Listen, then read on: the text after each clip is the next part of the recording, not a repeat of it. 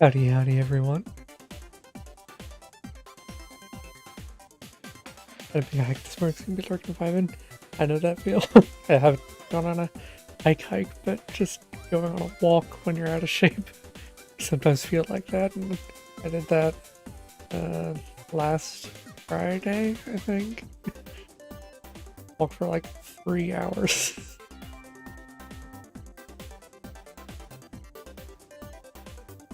Can I just say this music is a bop? And listening to it while the BRB screen is up, and it's just fantastic.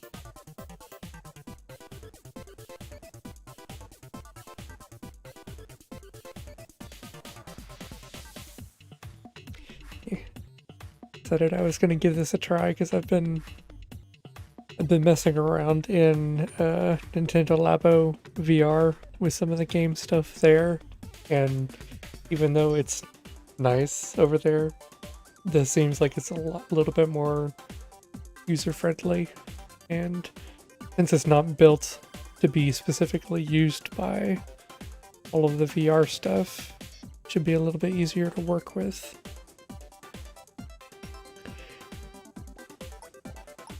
We're just gonna go ahead and hop right in.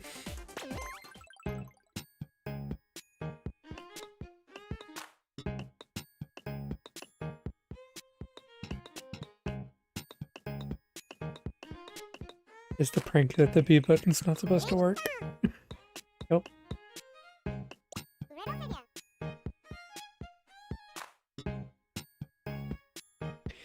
What's with the weird look? Oh, yeah, talking dot. Kinda strange. Got it. I should introduce myself. You can call me Bob. Well, that's out of the way. Good things about this one might be a good present for my nephew. Yay.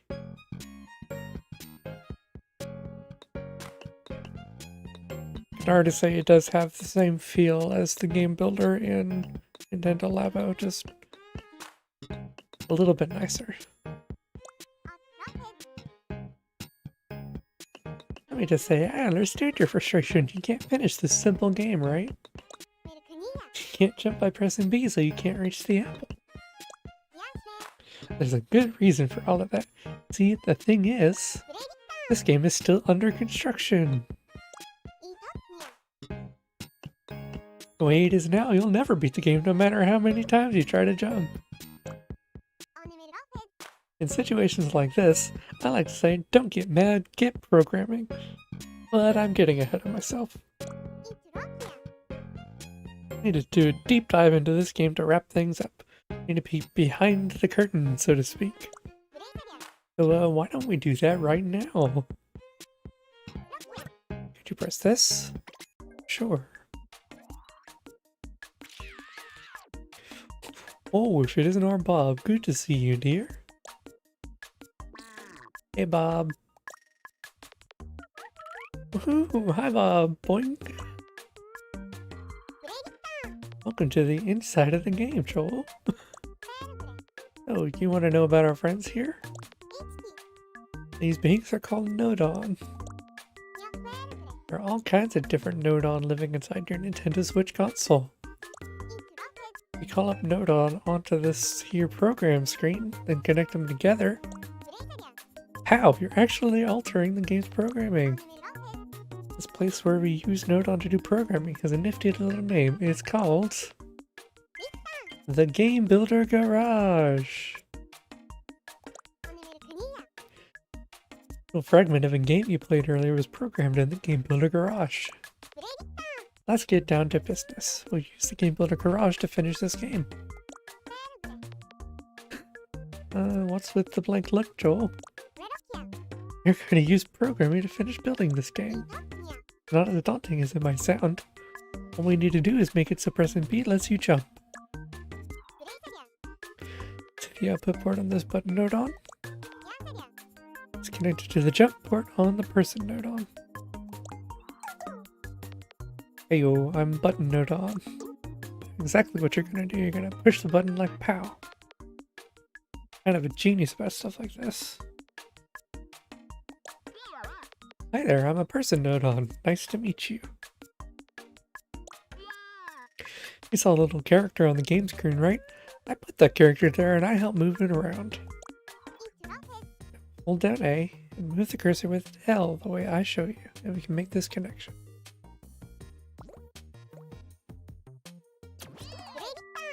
And presto, we've made it so pressing B makes the character jump. Now we should be able to complete the game. Now we head back to the game screen and give it a try. I can already say it feels like the game builder in Nintendo Labo, but the fact that it uses the actual controller buttons and sticks instead of using the VR pointer is really nice and makes it a whole lot easier to work with. So I'm already liking this a whole lot more.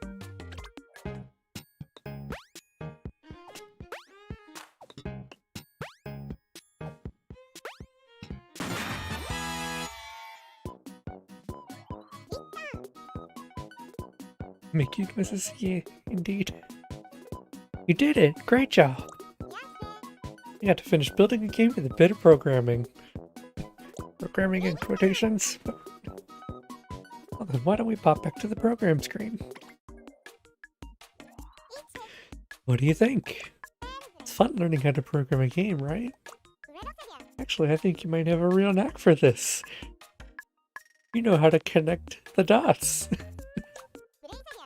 How about it? Do you want to program some more games? If you do, then maybe you'd be interested in your new pal Bob's interactive lessons. Just like now, you'd go through programming all kinds of games with me as your guide. And by the end, you'll have what you need to make your own game all by yourself. Now, how about it? Do you feel like taking some Bob's patented interactive lessons? Yeah. I can probably figure out all of this by myself, but today I just wanted to go through all of the interactive lessons and just kind of get a feel for everything. Perfect! In that case, I've got an awesome bunch of games for you. Let's take a look. We'll be making 7 games in these interactive lessons. First lesson, we'll make Tag Showdown, which is just a simple game of tag. We'll use some unique features of the Nintendo Switch console in Honor Roll. Lesson 3 is the auto-scrolling blaster game Alien Blaster. Okay, for the 4th lesson, we'll run, jump, and punch our way to the goal and Risky Run. This lesson is a game called Mystery Room, where we'll be solving 3-dimensional puzzles. The 6th lesson will make a computer-controlled car to race against in the White Knuckle Thrill Racer. Last but not least, in lesson 7, we'll make the 3D action game Super Person World.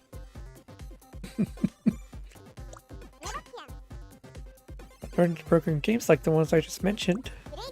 You'll learn the skills to make your very own games. Okay then, I'll be waiting for you in the first lesson.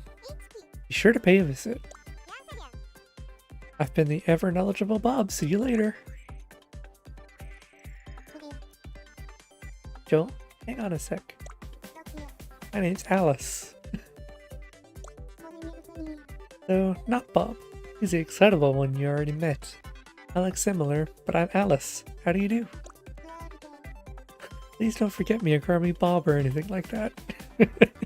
Wouldn't dream of it. Oh, Joel. You know how you got that game to work just now? Be honest, you don't really get what made it work, right? I kinda do, but okay. I mean, that's totally fine. You just started with all this stuff. But you know, if you're gonna make your own game, you need to understand which mechanisms do what. So I've set up some checkpoints to help you. I'd like you to come to the checkpoint before lesson 1. I'll be waiting.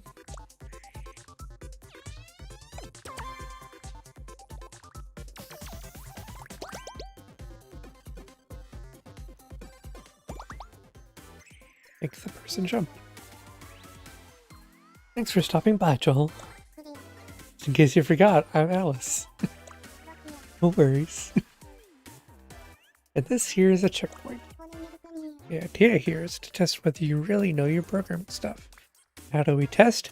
With a puzzle. Maybe this is a bit sudden, throwing a puzzle at you and expecting you to solve it, but let's see how it goes. Howdy Land, how's it going?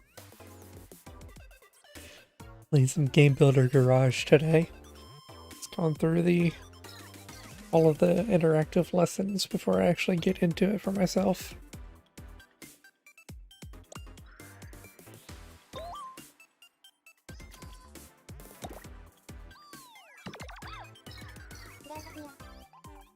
I have something for you that I think will help. Very own Alice's Guide. This will give you further tips on how to use Nodon to make games. Select this list here, it'll open up Alice's Guide list. Why not use it to learn the basics of Game Builder Garage?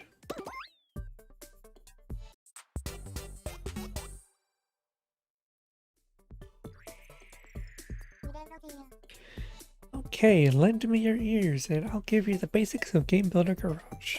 The screen you're looking at now is called the game screen. As the name suggests, this is where the game you programmed will play out. Here we have the person object. Try pressing B. Person jumped. But what made the person jump exactly? Let me take you through it in Game Builder Garage Basics. Take a peek around its back and see the other side of the game, the program screen. Hey peeps! Oh, it's that programmer again. You, I remember you, Joel, right? Looking forward to bashing some buttons with you. So here we are at the program screen. This is where we'll program our game with the help of a host of Nodon. That's right, when it comes to programming, we're here to help peeps. Each Nodon has its own special function within a setup. Check out for when a button gets pressed, button Nodon have that covered. As for us person Nodon, I'm the one who puts the person on there on the game screen. That's right. The person you saw back then was the person Nodon's doing. It's nice when people acknowledge my work. Take note of the position of the person Nodon on the program screen here. Location of the person Nodon determines the location of the person on the game screen. For example, if you were moving over to the right of the program screen, the person will appear over on the right side of the game screen. Let's try it out. Oh, I've moved. Do you think that looks on the game screen? Let's go to the game screen and take a look. There you go. The person has moved over to the right. Take note, the program screen is a place where we position things that appear on the game screen, like objects or characters. Okay, back to the program screen so I can school you some more. Another thing to know about the program screen is that you can scroll it to find more space. I disabled the scrolling before though, thought it might have made things confusing. Now that scrolling is enabled, try moving L to put the pointer outside of the screen. There you go, now you know how to get around the program screen. Is this the full game? Yes, I went ahead and got the full game. Try moving R up and down while holding down ZL or ZR. Yep. That's another way to zoom in or out. I thought it might get confusing if the screen is moving around here in my guide, so I disabled it. I think this feature will really come in handy when you're building your own games. You're not sure what I walked into, but I love it. This is Game Builder Garage. It's a game that Nintendo put out that lets you create your own games. We're going through all of the interactive lessons they provided. I could probably figure out all of this stuff by myself because I played a bit of Nintendo Labo and this is very similar, but I thought it would be nice to just go through, get it all finished in case it unlocks anything.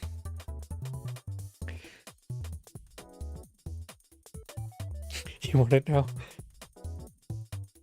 They have a demo available if you want to try it out before you buy it. but it's only like $30 or so, a little bit more on the eShop.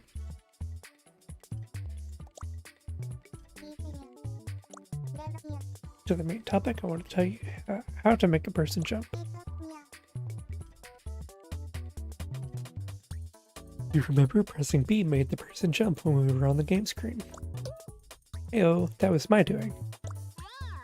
I'm connected to the button node on, see?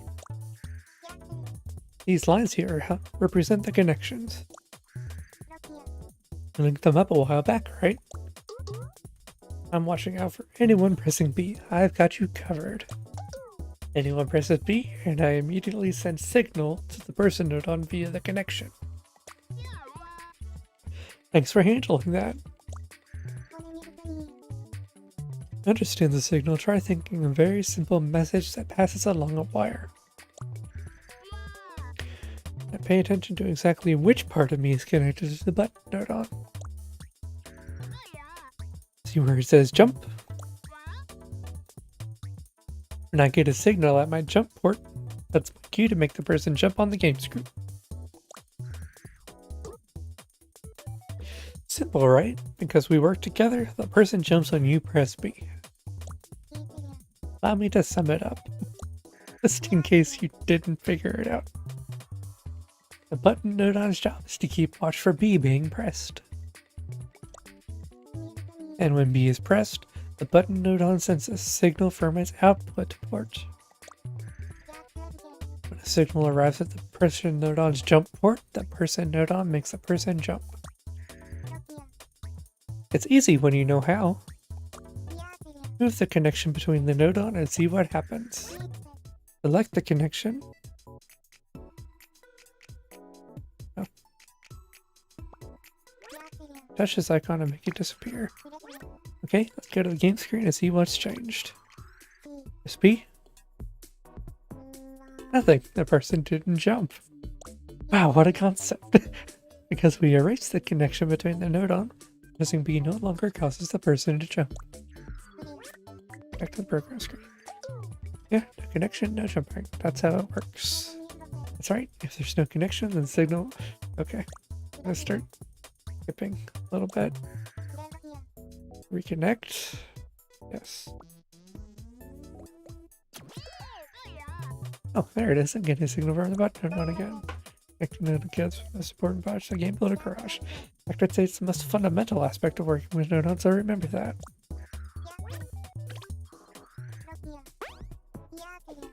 On the other side, the node are a toiling way to make the program work. Once you understand how things work in the background, you really start to look at them differently, huh? That's what makes programming fun.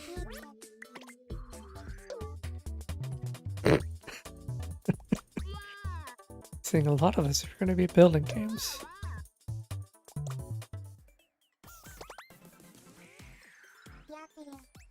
The hang of the game builder garage basics. Just be a post close. It's your knowledge of the basics with a puzzle challenge. Make the person jump. Welcome to the puzzles. Here I'll be putting through your paces, some puzzles to make sure you grasp the basics. By puzzle, you need to make the person collect the apple. Are you going to get it? I wonder. Things are something you can do to make the person move. You need to make a change if you want to get the apple. Yes, I know. Okay. You don't need to tell me how to do this part now. Good for children. Waiting for me. You just edit whatever you feel like in puzzles. One way to pretty much solve particular problems by connecting the button node on and the person node on. And you can help the person get the apple. Change.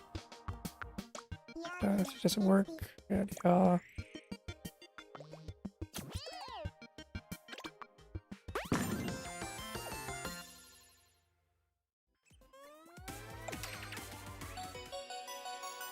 All clear. Looks like you definitely have the basics down. You're testing how well you know the game builder garage and the no-on. Between each has to do with some checkpoints. This will be adding things to my guide. Everything that's not clear. Hit the guide. Get to lesson 1.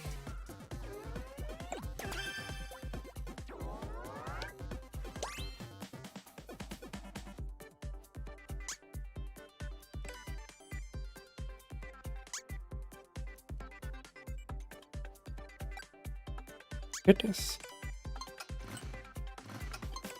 These are full lesson building games. So you can see how long each one of them takes.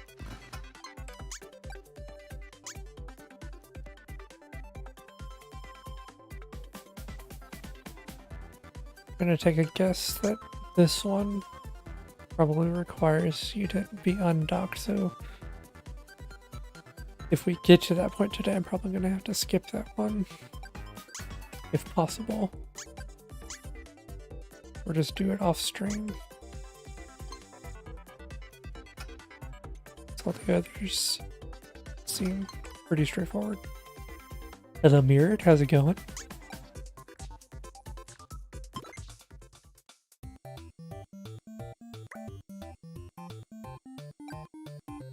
Adding player controls.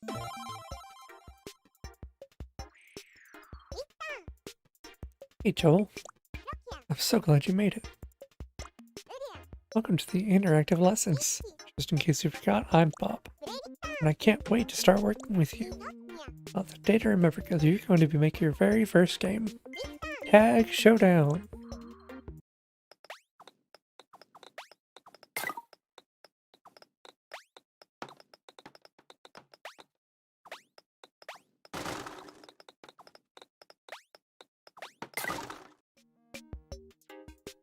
Only doing the first tutorial? Yeah, I just started. So we just finished the first tutorial, but we're on lesson 1 right now. In this game of Tagger, which is after a runner while dodging a torrent of rolling balls. Sounds fun already, right? And this thrilling game will be played right here on the game screen. Of course, you can't play anything just yet. I mean, you haven't even programmed the game yet. From now on, the programming that you do on the program screen will be reflected right here on the game screen. After this, it's the whole free programming stuff. Yep. Either free programming or going on to lesson 2. And since that one involves a lot of motion control, I'm wondering if I'm going to have to skip that one.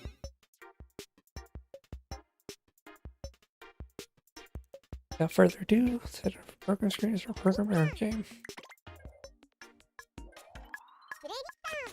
Welcome to the program screen. Get your player character up and running. We have a need to call the person node on.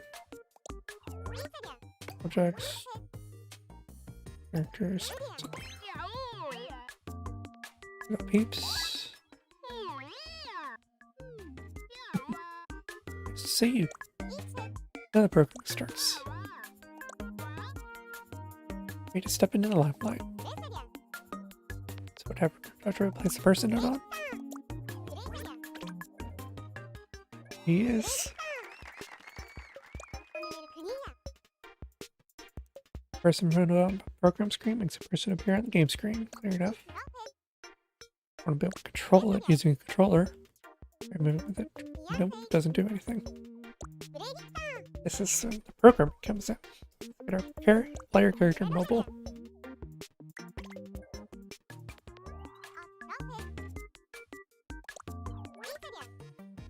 Stick node on.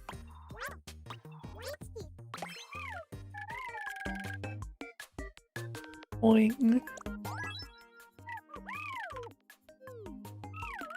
You're Joel, right? Bet you can't wait to move that control stick around. I am already doing it and you don't even know.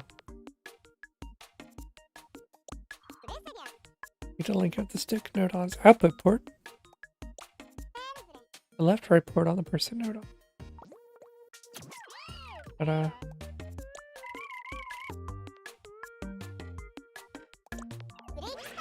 But it's happening over the game screen.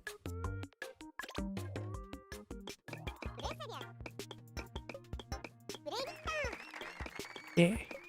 Moving without. Bravo. Now with that covered, we can move on to something else. Wouldn't it be good if the person could jump when a button's pressed? Shocker. First move the stick node on over to the frame.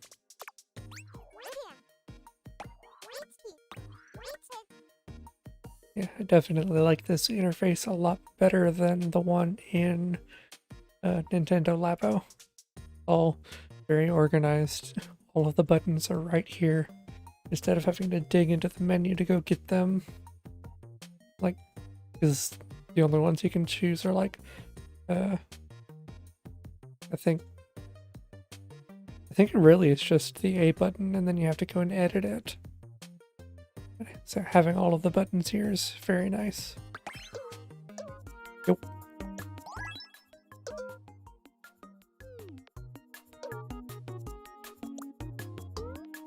Okay, my pouch up. Let's take care of it. Gosh, I got it covered. Up, up, up.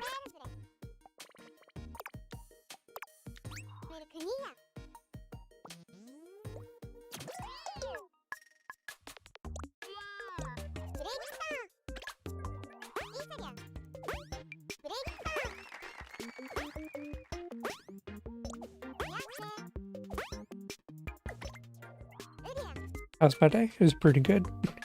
Taking a lot of naps today. Okay, guess what? We've cleared step 1. Hooray!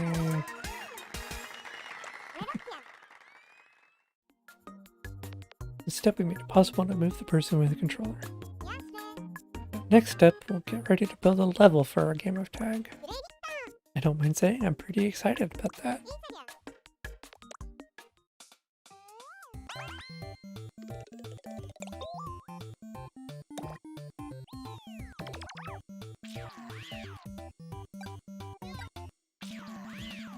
Making the floor and balls. Get back in the building. Take a look at what we've already done.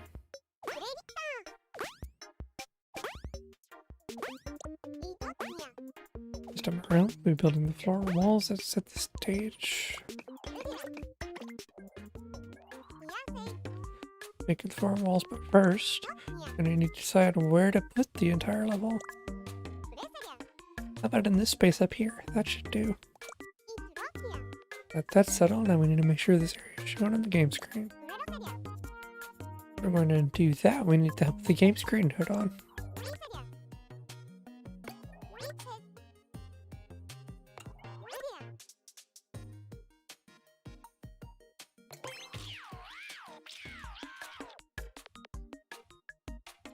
Oh. This one's kind of new. Hello, darlings. I must say you're looking radiant today. Oh, you must be Joel. Everyone's saying you're the next big thing. You at the helm, this is going to be simply stunning production. Sure to the rest to the very top, darling. Make use of the game screen node on. Determine which part of the program screen will be reflected on the game screen. That's actually very handy. Not something we had before. Couldn't have put it better myself, darling.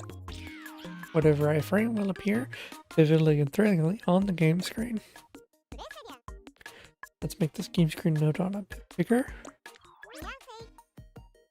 Drag this icon until the node on fits the blue frame exactly. Take a look. You'll notice that our player characters nowhere to be seen. See over on the program screen, person node on isn't surrounded by the game screen node on. Because he's down there. Let's head back over there and fix it so the person appears. Move the person.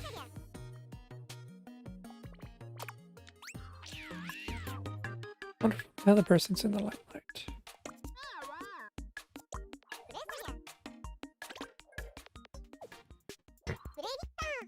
Look, now we see the person reflected on the game screen. But not for long. But Anyhow, now that we know whatever's surrounded by the game screen and the program screen, will reflect on the game screen just like you saw. We're not in great shape if our player character can't stay on the screen. Obvious solution is a floor, of course. First need to make an object node on to make the floor. Sample objects, box. Names object node on. Choose the name object node on or node on that make objects appear on the game screen. Well, he's not wrong. Node on underneath the person node on.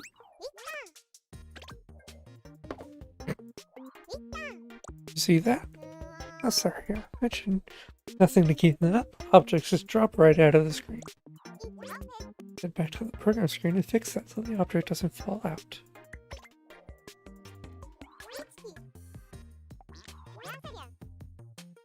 Open settings. Yep, and this is pretty much exactly like Nintendo Labo's setup.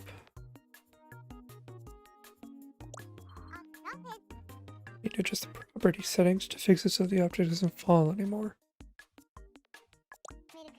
Enable the options movable, destructible, and destructive. That's done, we can close the settings screen. And head on over to the game screen. Ta-da! Object you stay should. Person isn't falling out of the screen either. About that. What do you plan on making? I have absolutely no idea whatsoever. Now I'm just going through the lessons, and then eventually I might start working on making a game for myself. I have to come up with an idea first. Not sure the floor is big enough. Bet the person feels a little uneasy there.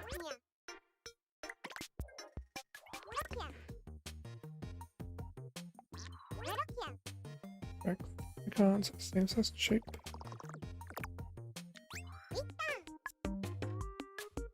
Perfect.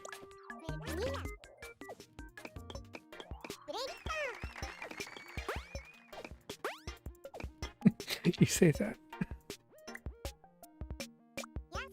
Player won't fall off quite so easily now. Of course, doing a slower thing, but its color's kind of plain, right? Let's see if we can change the color too.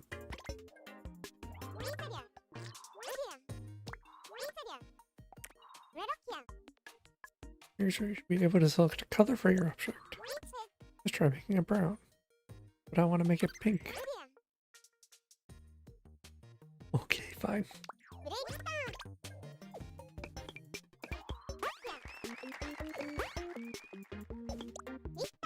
Awesome. First all taken care of. If the player goes past the edge, it'll just fall off again. It also makes this a little safer. Like with the floor, we need to make use of object node on create the walls.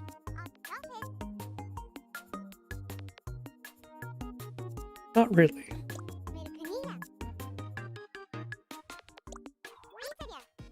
Select copy. That can be a wall, no problem.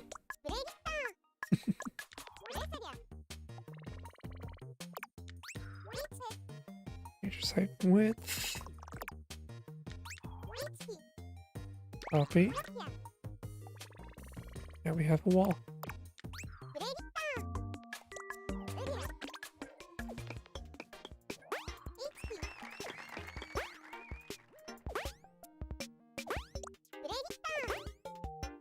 I need to worry about a player falling into the abyss now.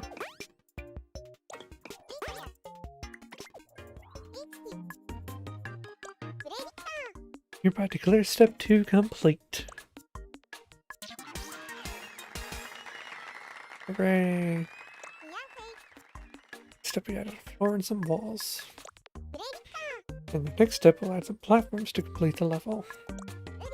Bye for now, see you again in step 3.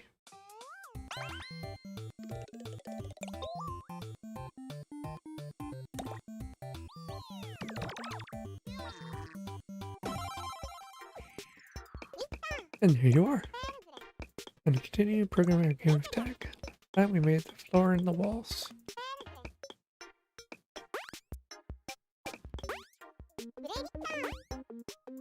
Excited changes to the environment. This place seemed a little small for a game of tag, maybe. You could fiddle around with the walls and floor to make them a bit bigger. Or you can just make the person smaller. This will have the same effect as making the level bigger.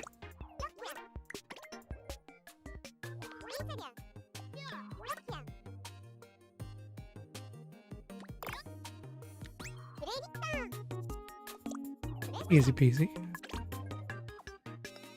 Teeny tiny.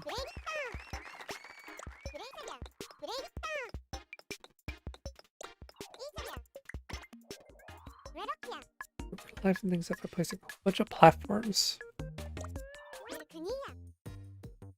Your best look to make note on just making our floor. Copy. Just size.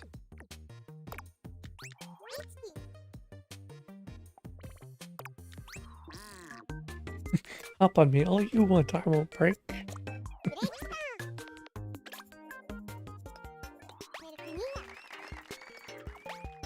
Nice platform.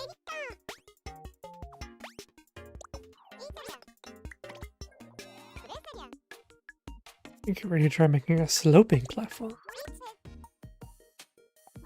Select, copy, move, smaller. Let's rotate it so it's on an angle using the rotate. I've gone all slidey wise. Cool. Other one just like it on the opposite side. Hello, Pixel Man. How's it going?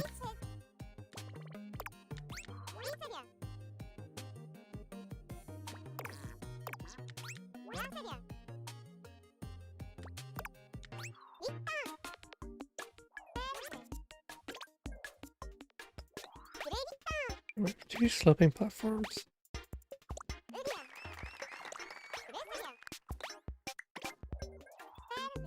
And some slopes in the bottom corners.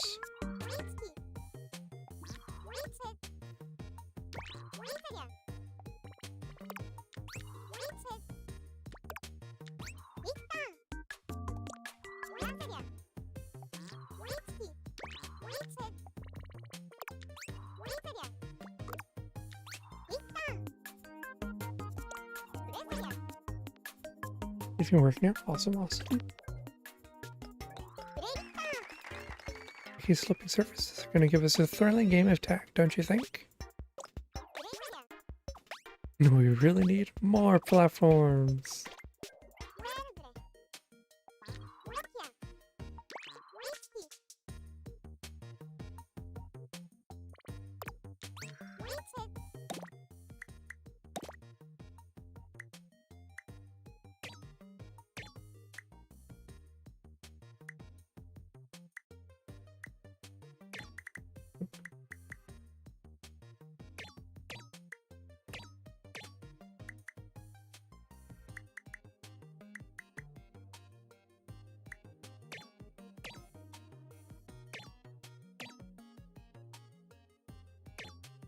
Did anyone remember what it was before?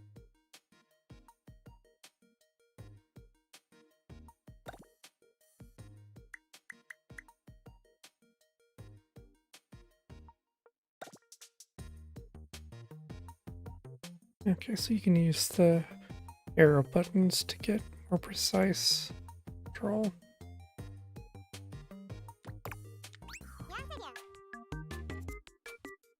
Right, so you want to get back?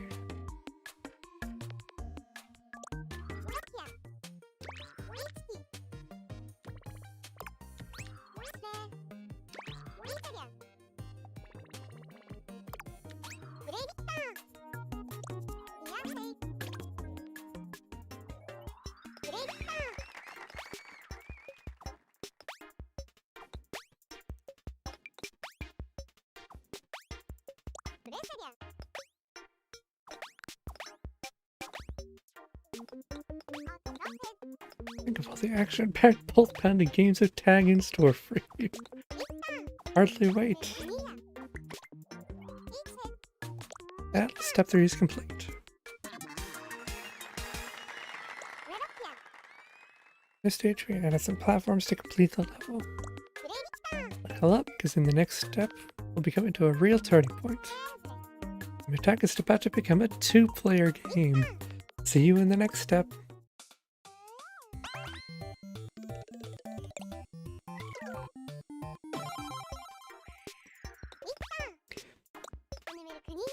Halfway through programming a game of tag. You're zipping through this stuff. Create a second person.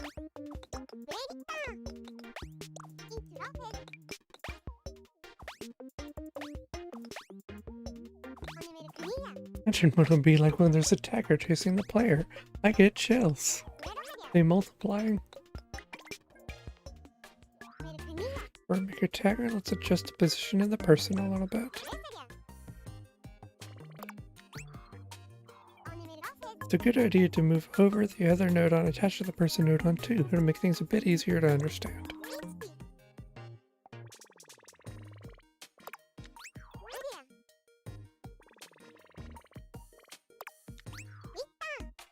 Okay. You can see our players move from the middle out to the right side.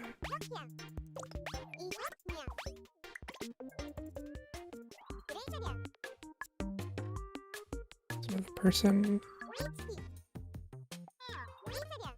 Copy.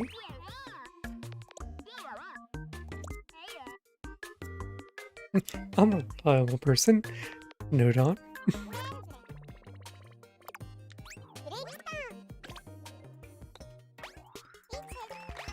We have 2 characters.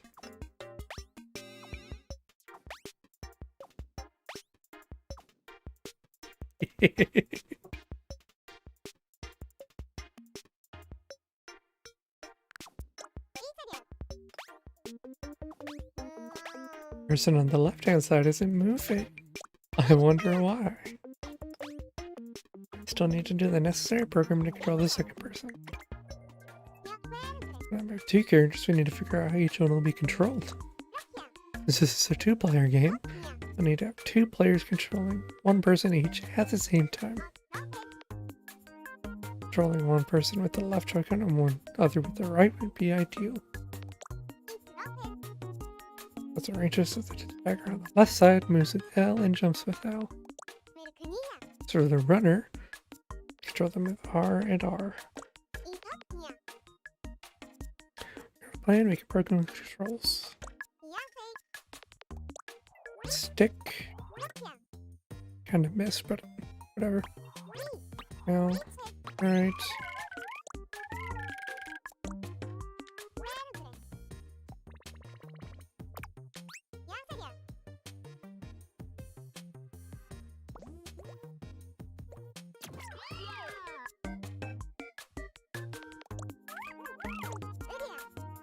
Help another button. No.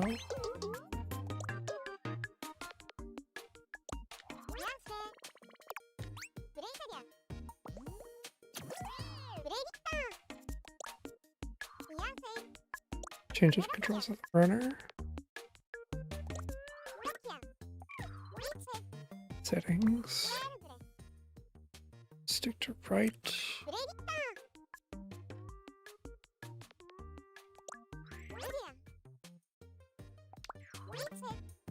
Button. Disable B. And enable R.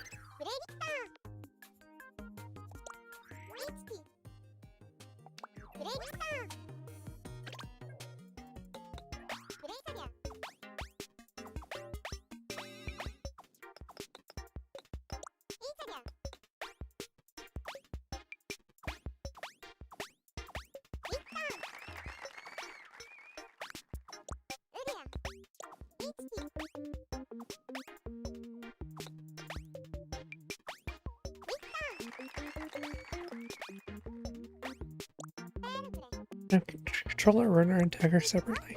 Oops, right now the runner and tagger look exactly the same. That could be a problem. Indeed. Get back to the program screen.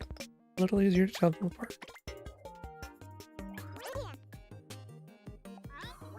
Here's the color. Red. Dangerous red. Color. Lovely, tranquil, light blue.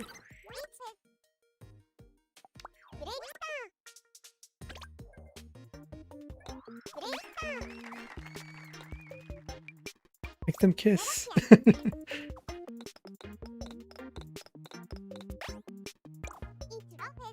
would be even better. It's a game of tag. So we should make it so something happens when the tagger catches the runner. Running the tagger, see what happens. Oh, nothing happens. That's understandable.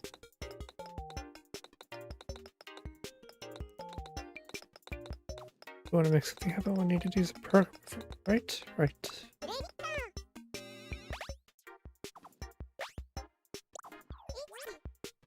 To the program screen. Edit. Destructive.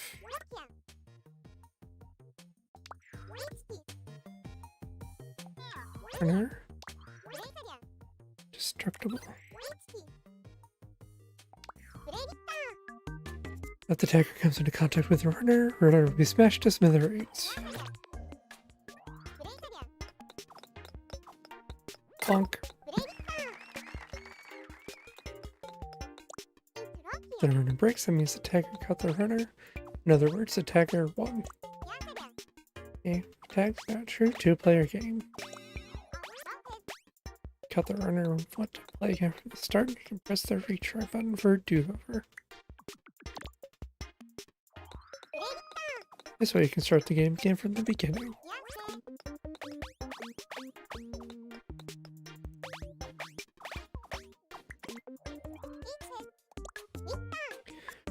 Door is clear. Step we made a tagger and turned a game of tag into an honest-to-goodness 2-player game. Step by step, our game is coming into focus. Pretty exciting, eh? It's a little bit one-sided, don't you think? The tagger kind of has an advantage. So the next step, we'll be adding in a feature to even up the odds a bit.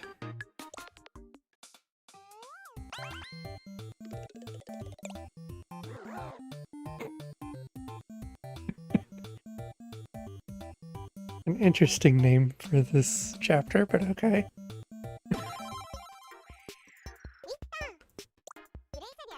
Second half of lesson 1.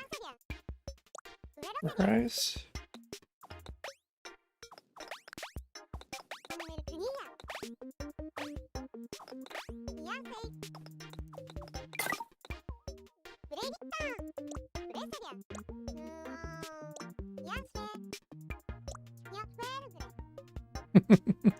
Indeed. Adding some rolling balls to the level. Make the balls can destroy both characters.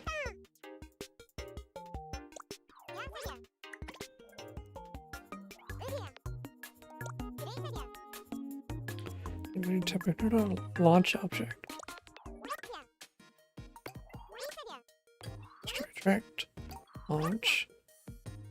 10. Ah, who's calling me?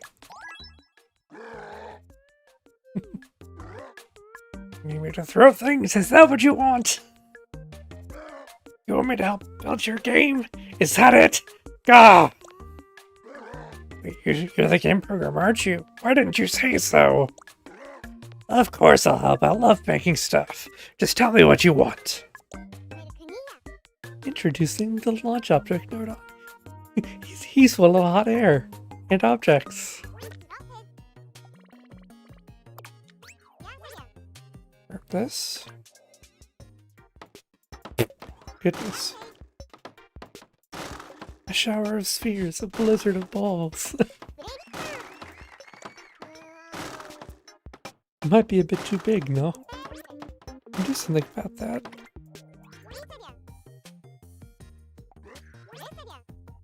Trinket.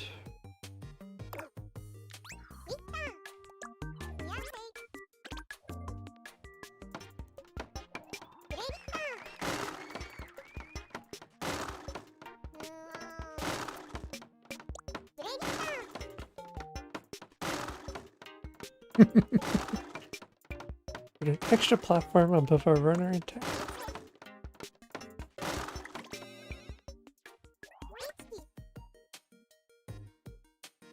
Tiny.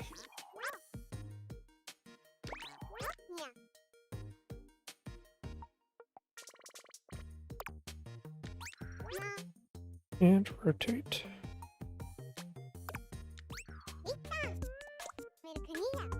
Even over the left side too.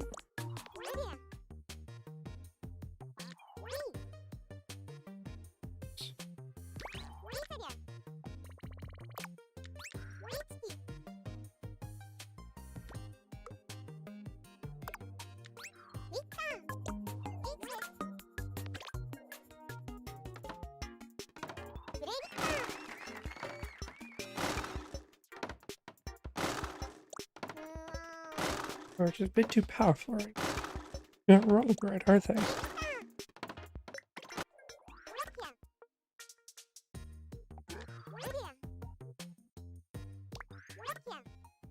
So launch speed to 4.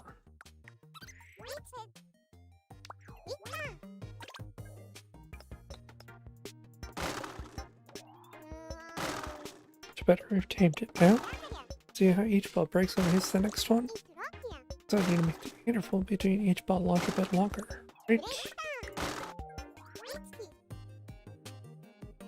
Introducing bug testing.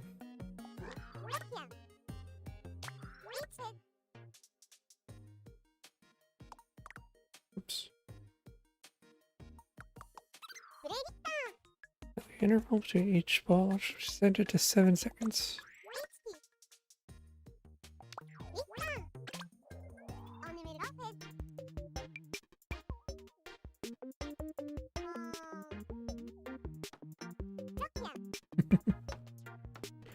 There we go. The fix got them rolling the way we want them to. You need some rolling ones on the other side now, right? Let's take care of that on the program screen.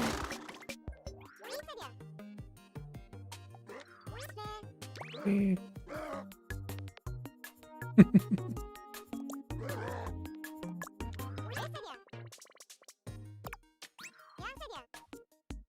So as they come out on the left. Select launch direction.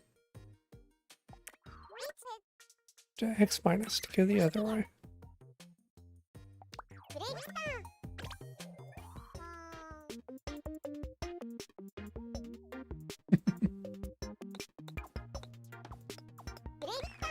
Yay. Rip.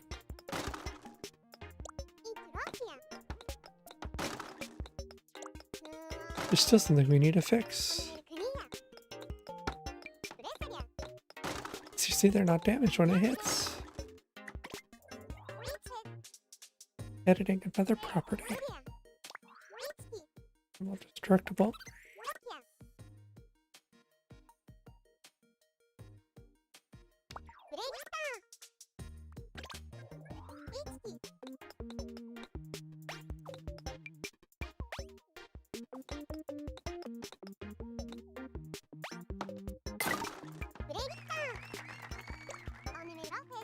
Imagine Tiger pursuing the runner through a hail of tumbling balls. The drama, the peril. The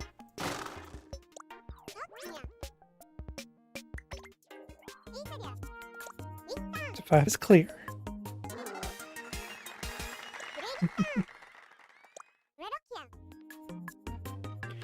Next up, makes the game can be played again and again.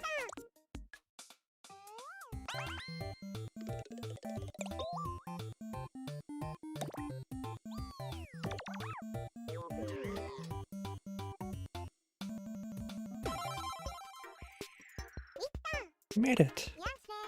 Pretty close to completing construction of our game of tag. Let's refresh our memories about progress so far.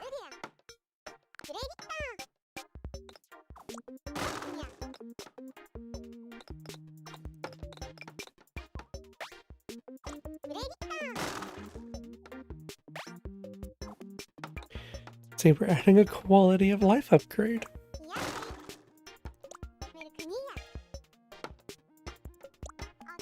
Seems like a lot of hard work when you're supposed to be having fun, don't you think?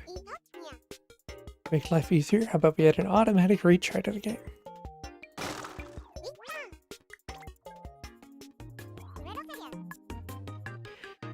Redondo watches out for things breaking. Namely the object break note on. Put state change object break. Hi, hon, is something I can help you with? But why? What's that you say, huh? There's something you'd like to ask me? Don't be shy. That's right. If the tiger or the runner breaks, we'd like you to let us know about it. I'll take care of it, sugar. Don't you worry about a thing. That's what you're looking for? Why don't you open up the setting screen and take a look at my check what setting?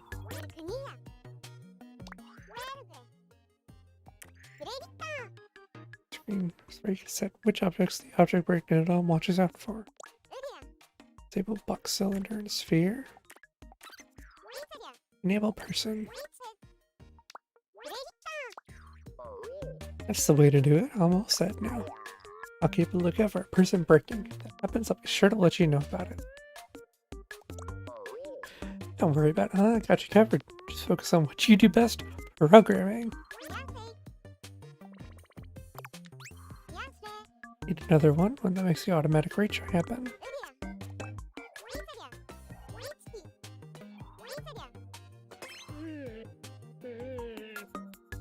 He's got a puppy face. I've only had my time to do over again. Hey, old timer, what's up? Only yesterday my back said was itching. I thought I was on my own, so I gave it a good scratch. And I turned around, all the other note on where they're looking at me. Oh, I wish I had a do-over for that. Awkward. Hello, Yosty Bell. How's it going?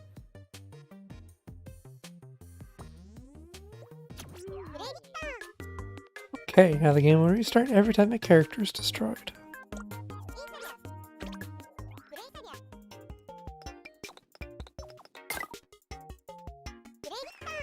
As you saw, if one of the characters is destroyed, the game automatically restarts. Don't you think the interval between the character breaking and the retry is a little short, maybe? How about we slow it down a bit? Go to the program screen.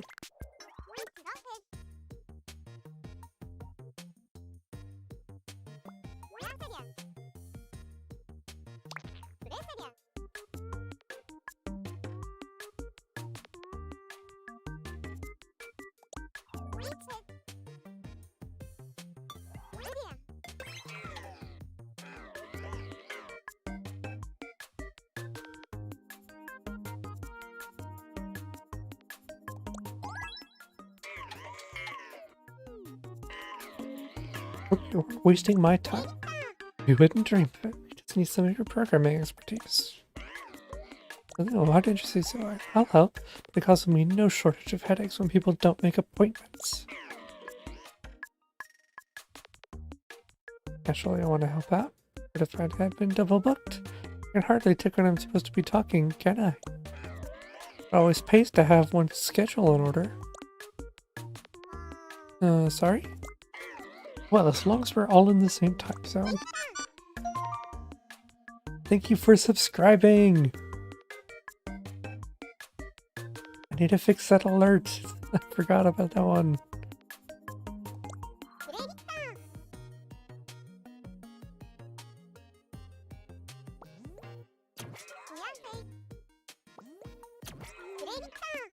I'll have a longer interval between a character breaking and the retry. Neat! Look at the game screen.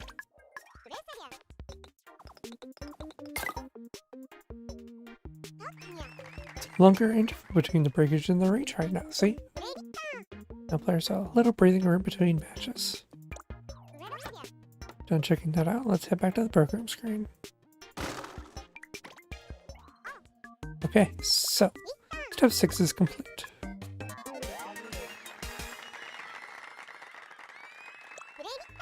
Next up, the final one on our game of tag will be complete at last. Next up, I'll show you how to add some Joel magic to your game. Even the last step then, don't be a stranger.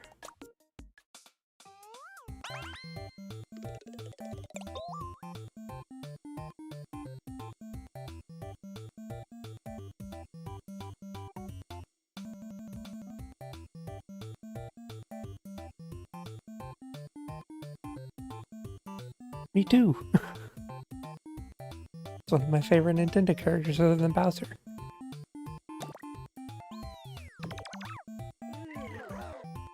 Finishing touches.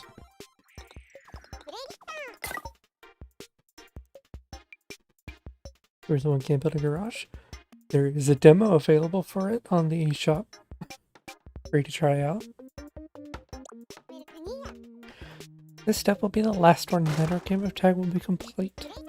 First, let's recap everything we've done so far. Fixed is that the runner is controlled with R, like with the tagger is controlled with L. It means that it's game over when a ball hits either player. Community is very creative. I'm eager to see if we're able to actually like get people's games.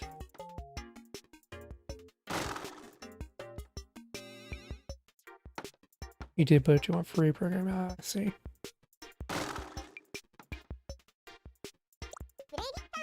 No touch is still lacking. That's the sprinkling color from your very own hand. To the program screen. Harness your inspiration and creativity to change the color of the level. Ready for that?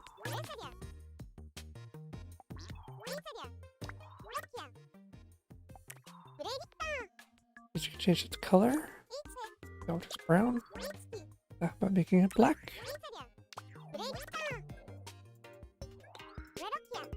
Ta-da! Now what I'd like you to do is change the colors of the platforms to whatever you'd like. Express yourself. Let the hues flow out of you. Run wild with a rainbow of color. I'm going to change the color of every single object node onto whatever you like. Start thinking I'd like to paint the town in shades of Joel. Make it easier so you can move the program screen's view around. And you can use this button here to undo your last action. If it's complete, let me know. Just press done. Everything the way you want it. Ready, steady, go.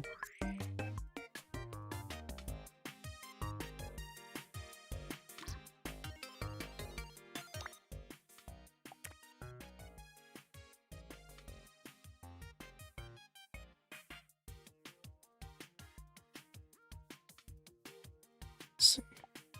I think that one's black. Unless it wants me to change it.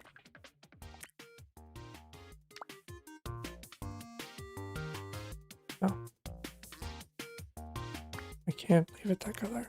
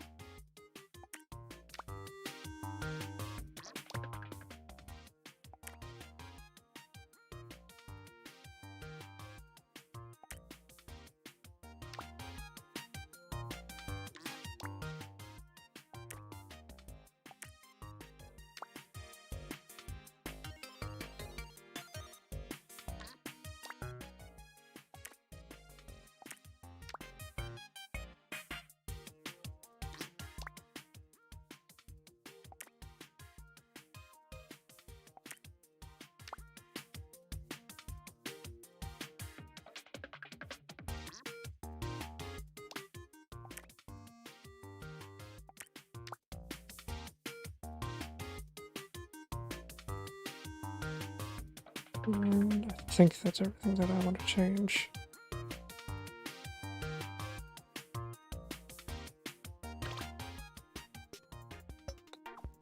Oh, I want to make that red, not light blue.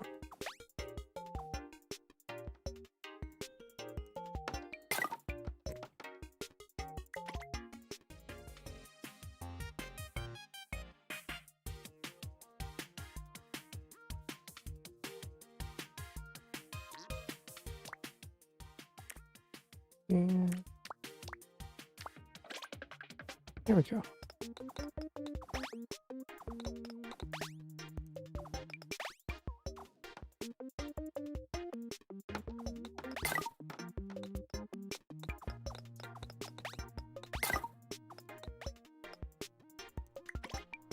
All right. Done already? Look at the finished article, you first ever completed game.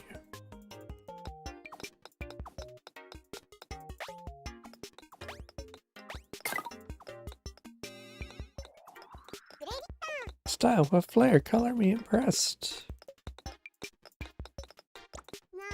Okay. I declare that development of this game is done. What a magnificent game it is.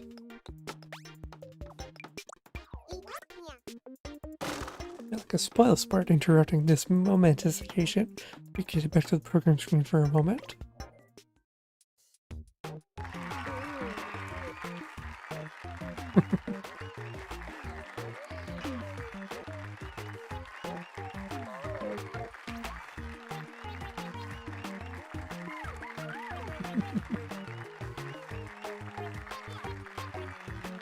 It's cute.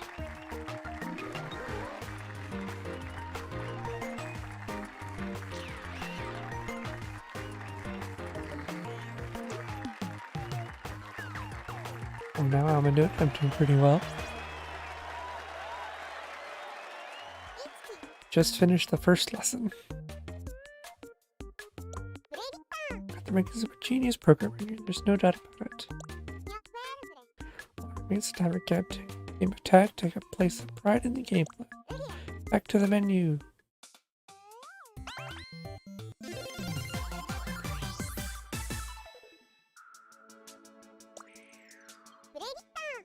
Congratulations on going gold with Attack Showdown. The game is finally finished, we say it's gone gold. It really gives you that feeling of accomplishment and completion. Going gold for the first time is a momentous occasion. Let's keep it up. Let's keep it for posterity by adding your game to the My Games list.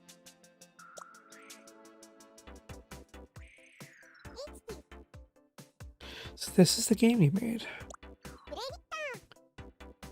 You'll be able to go back and play it anytime you want. Yes, you're probably a little curious about this place. This is the free programming mode My Games list. Typically, this is where you store the games that you'll build from scratch. This is the name free programming suggests. You press this button to start programming from the ground up. Start with an empty environment. It's just going to start it with your programming journey, where sometimes things don't turn out exactly the way you imagine. Day to remember, your very first game is available to play. Why not ramp up the fun by letting friends play the game you made? When you feel playing that, let's get back on track with lesson 2.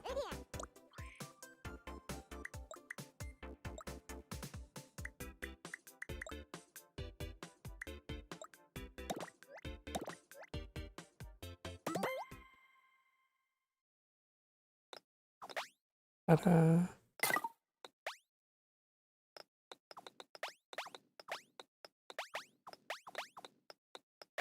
Nice and simple.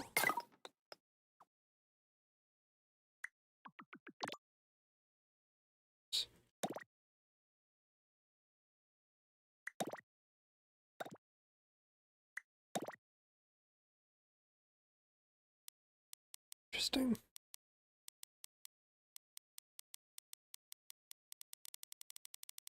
Oh, it just really puts all of them right there, doesn't it?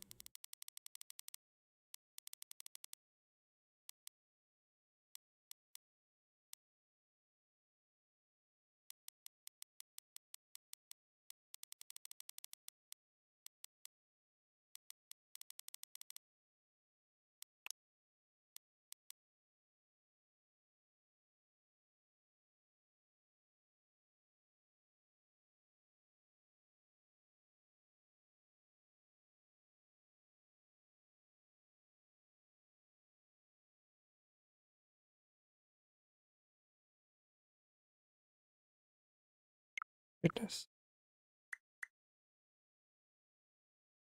Dude, just looking around.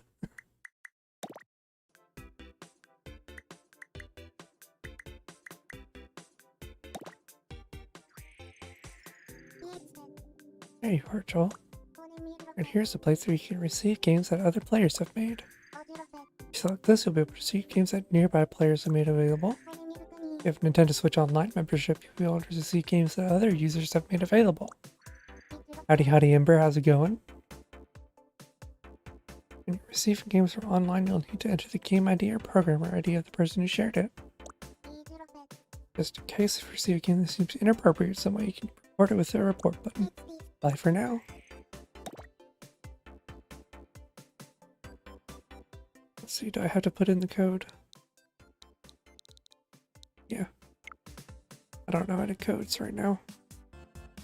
Oh, Mirrored has one for me.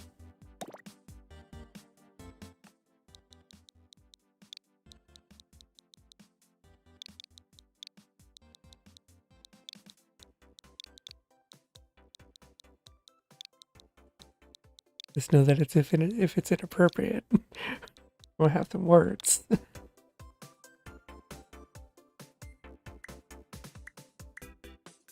Supercell and Dario Bros.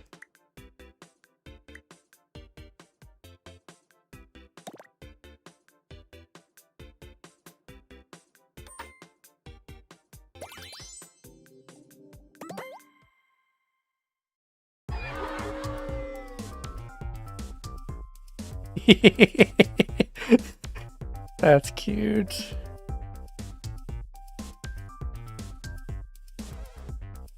Bouncy.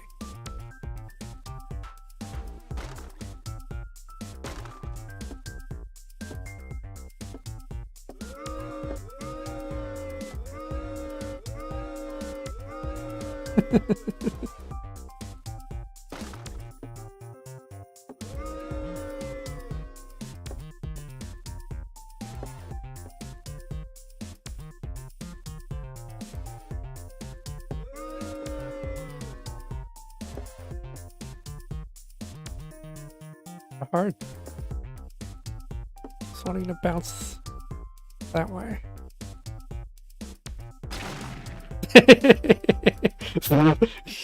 You walk around.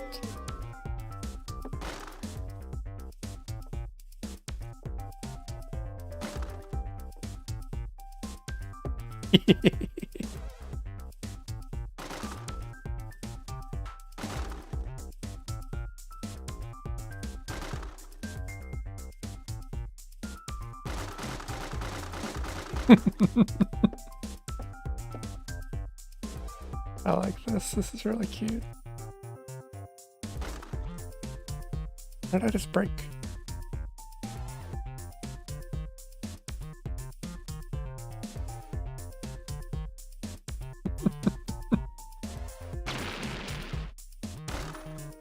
Kick.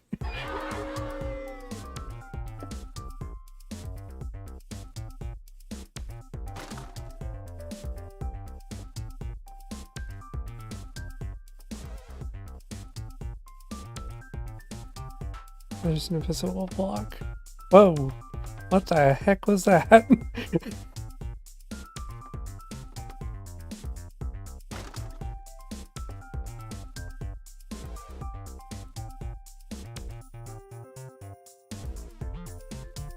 I am afraid for whatever that was. Looks like it's done some of the hard work for me.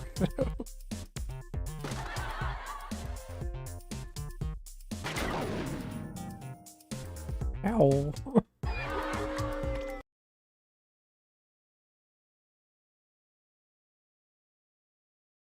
New Mario game looking great, I know, right?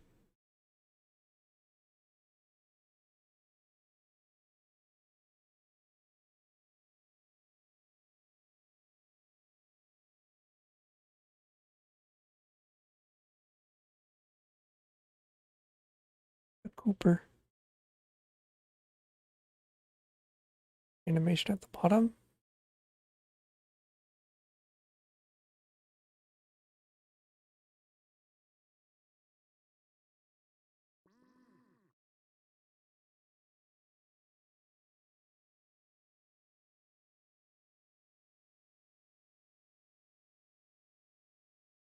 Oh, it's controlled by the stick. I see.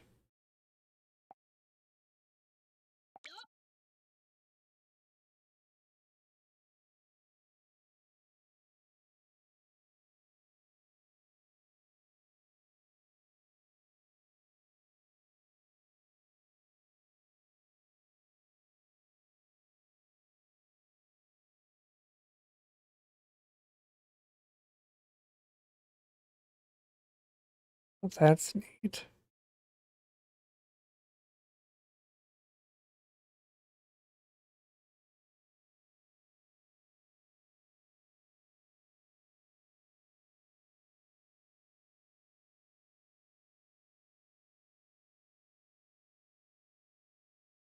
Very cool.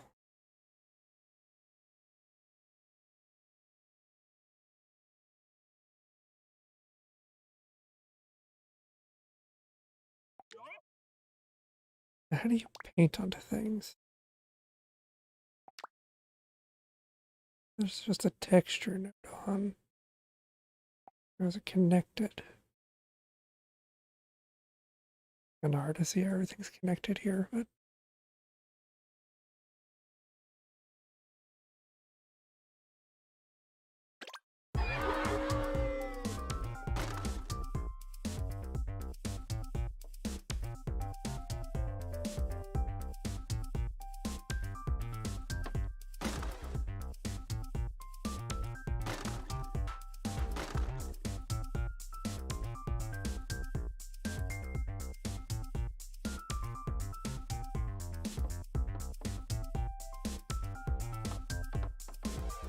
I can hear it causing chaos in the background.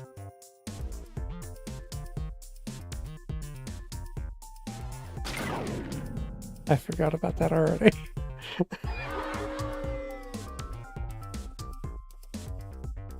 Copy it to move the node on. I see, yeah.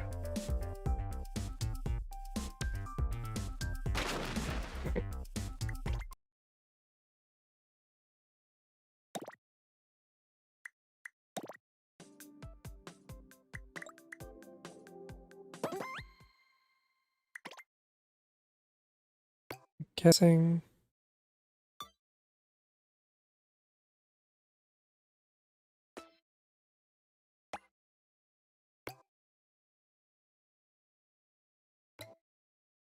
Yeah, texture.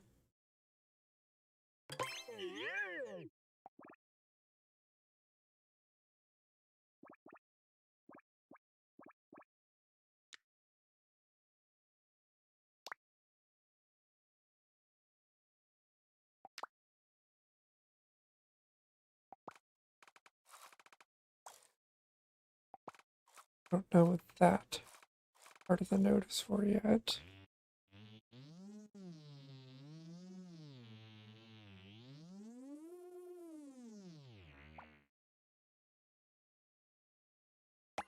Mm.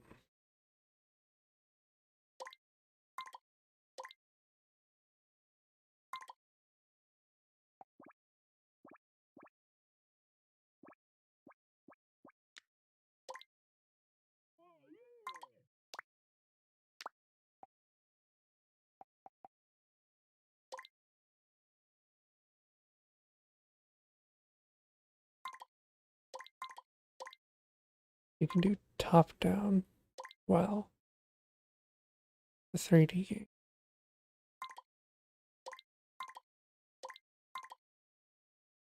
Right.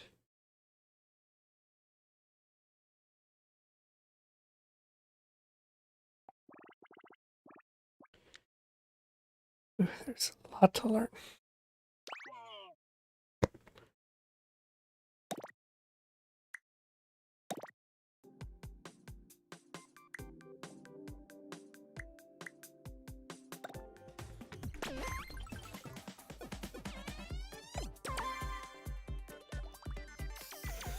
Got a checkpoint. 5 checkpoints.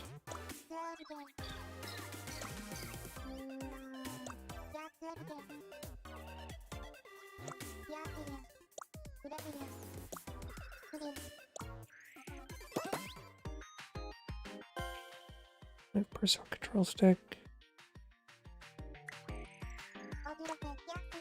I got it. I got it.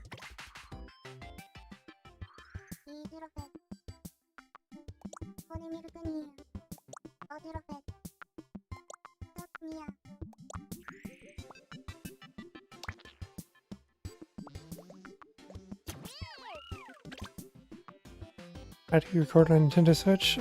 I have a device called a capture card. It's something that you plug the video cord from the Switch into, and then you plug the device into your computer, and it lets you record it.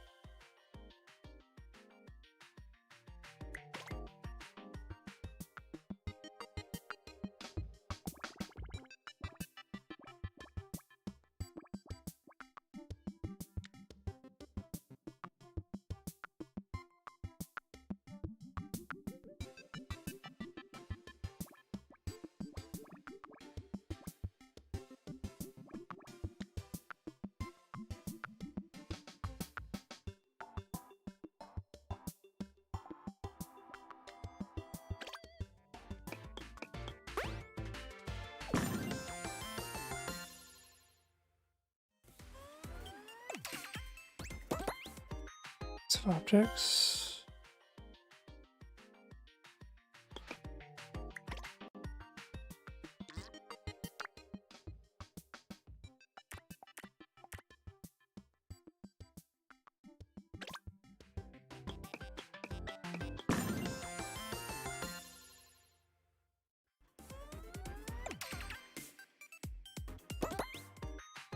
Visible objects.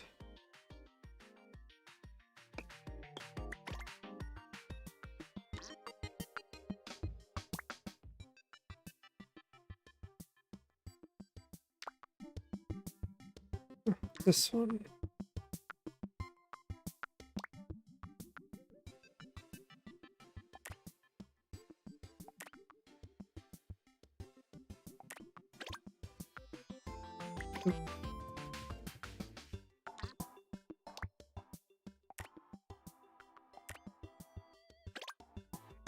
There we go. Good when I'm ready. Awesome, awesome.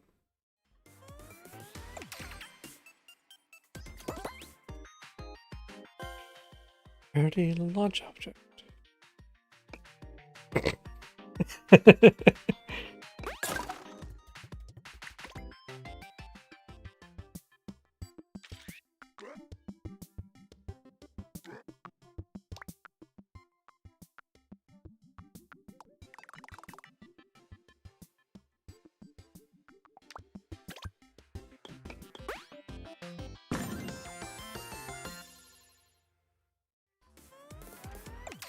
Ta-da!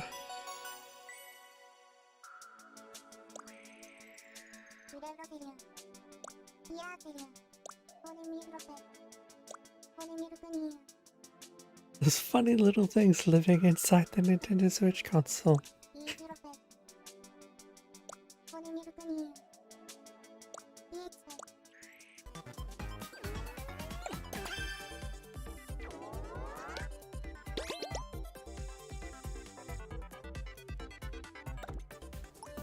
Go check that out. Oops. Oh, good. I didn't mean to be here.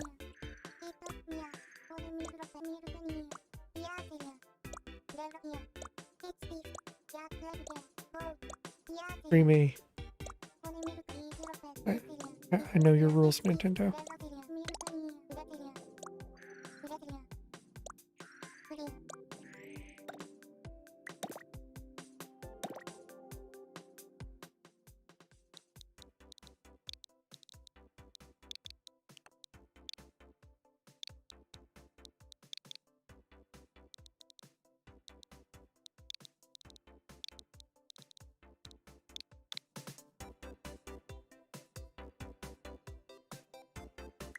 Badly drawn toads.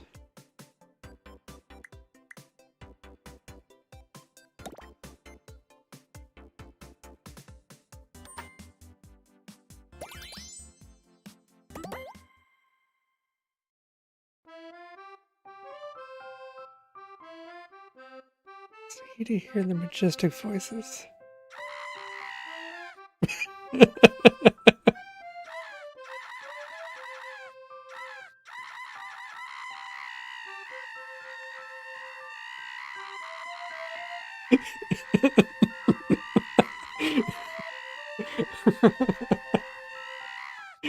Oh my gosh.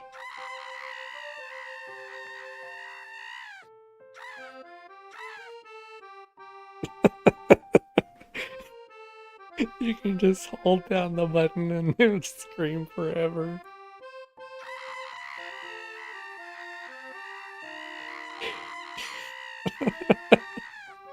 I love it.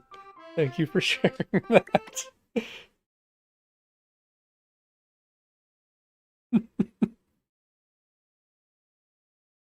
Oh my gosh.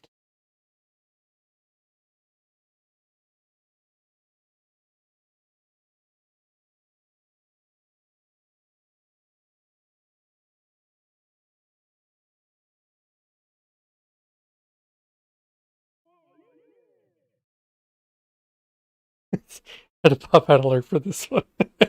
I know, right? It's just so good. I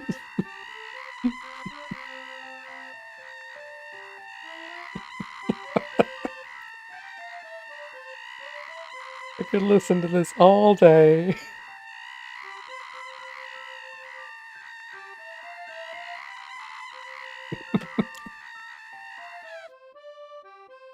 Oh my gosh. Okay.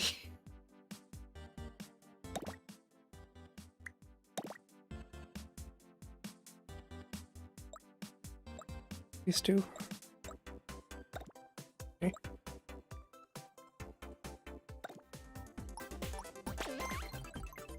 Let's go ahead and see if I can actually do this one.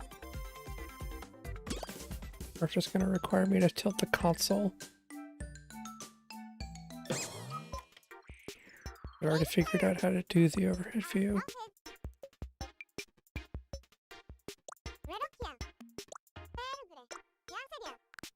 Just a controller.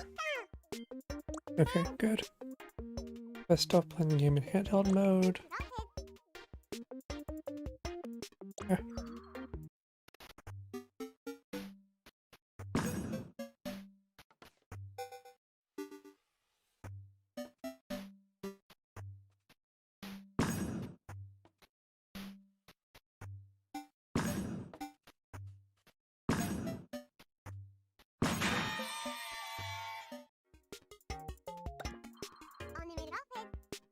Tilt your controller like you tilt the box of the balls. Work in overhead view.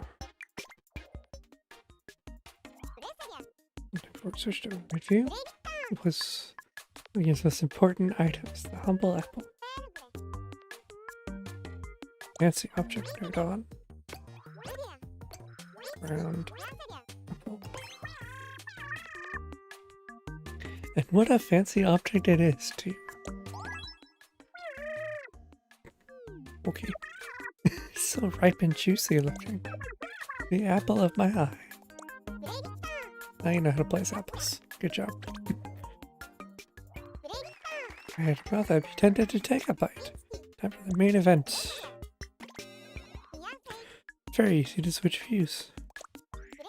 Select the overhead view option here. Gosh, as I'm here, does something big happen on the game screen? Just like that, we're in overhead view. What have we here? Apple was all you know, sidey whitey before. But no, it's a bubby wuffy. Right? You know what I'm saying. This is the view we'll use and create level for the ball to roll around in. Decide how big the game screen will be. Game screen.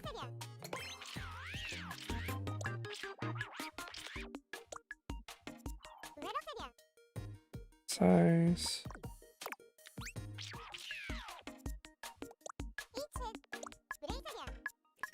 Object to make the walls.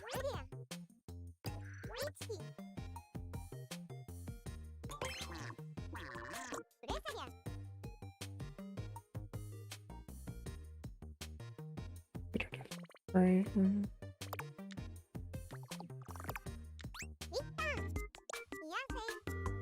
Make the settings. Only solid. Color. The other three.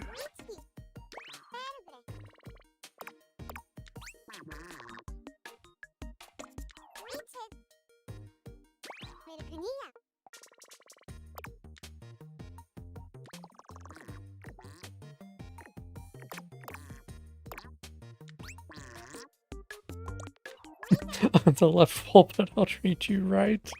Oh my gosh.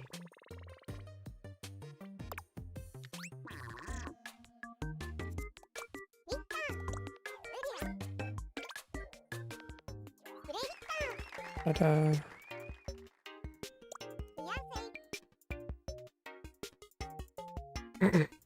no, we couldn't say that, Bob.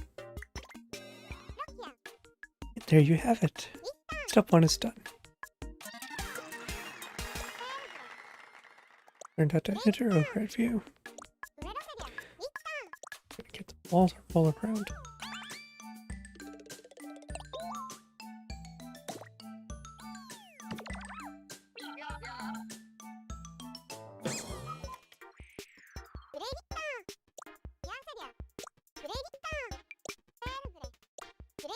Get the ball to roll around as you tilt your controller. It's gonna be rolling here, there, and everywhere. You get ball bearings in this topsy-turvy world. Ball bearings.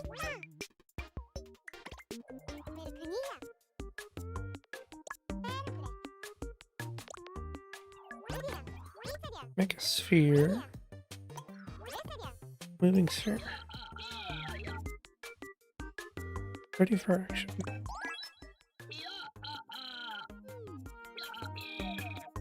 Shake out those limbs, folks, because it's time to get moving. Or even better, you do the mental workout and I'll take care of the heavy lifting. Can't wait to work with you, friend.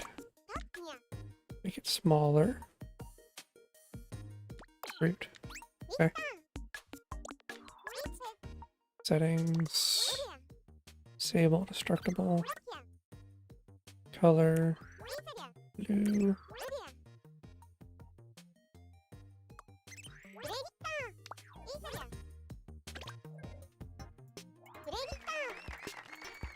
Soon to be rolling balls. Just to control the ball around. Obviously. You had one job, ball.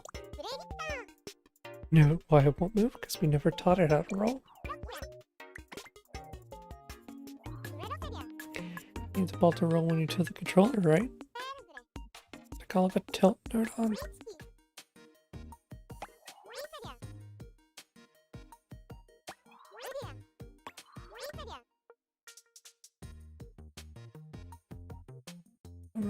Auto.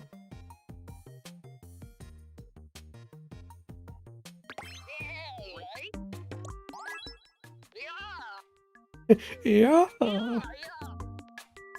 Built in the controller, are we? Yeah, then you need a steady hand and calm mind for this type of work.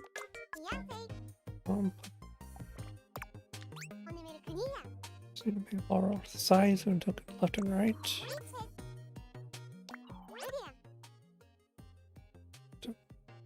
Five.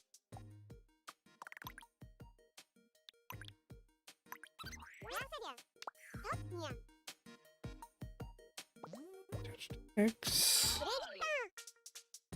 All sideways, tilt the controller left, right.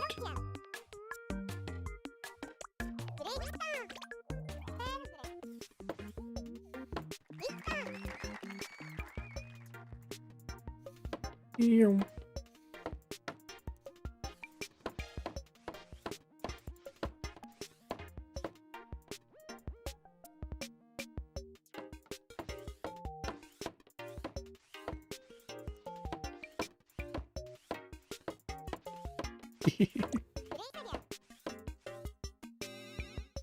Thank goodness I can do this with just the regular controllers. And such movement, of course, because I'm programmed to do that. Copy.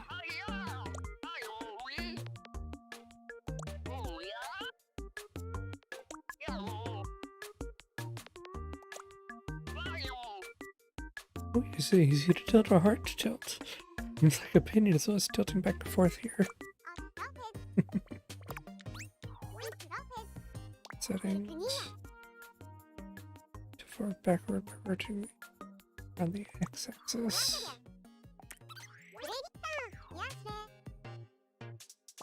C. Just control it back and forward. The ball should move that way too. C. Tilts with forward, backward movement.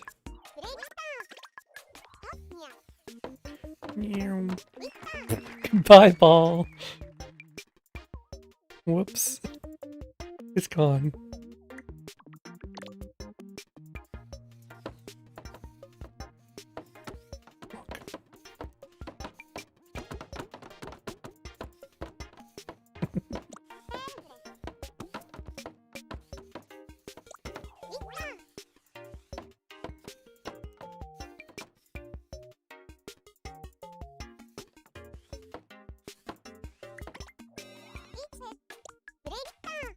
That's it for step 2.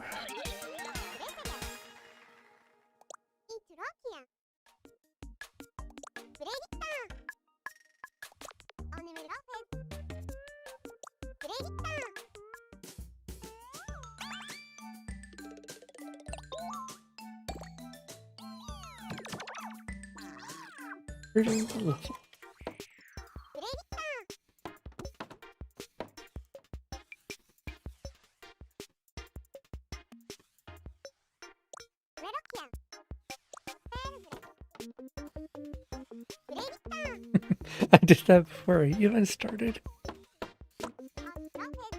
We need more apples and more walls and less rectangular now.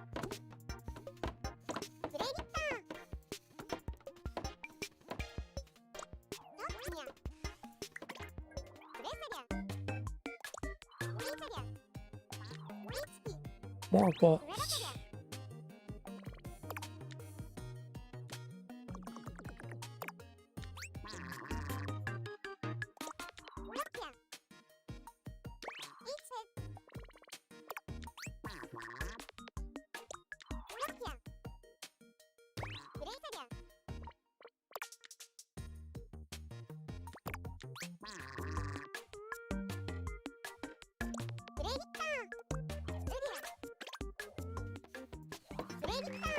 Looks like we got our balls right where we want them. Covered our rebel in the process, but never mind that for now.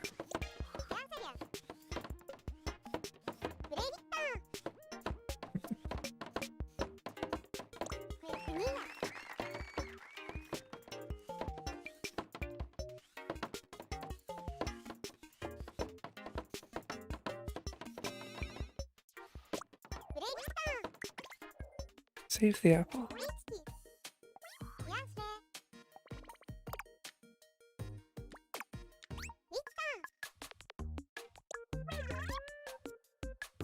Do you realize how stuffy is inside there?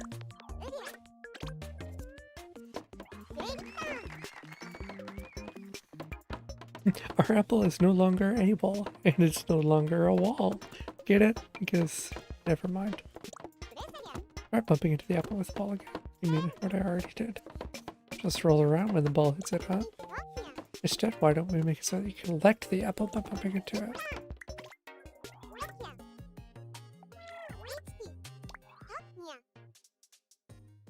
Visible, solid, destructible. If the ball touches the apple, it'll be destroyed.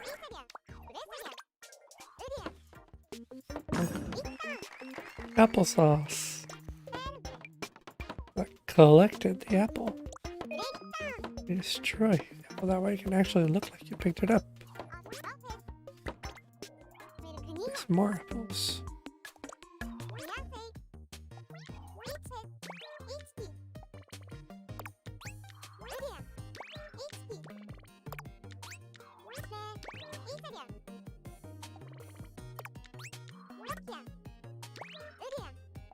There we go. 5 apples.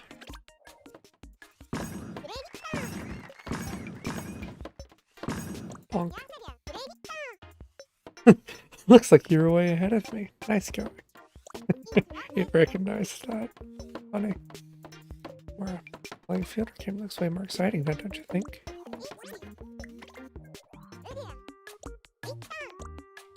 Step 3 complete.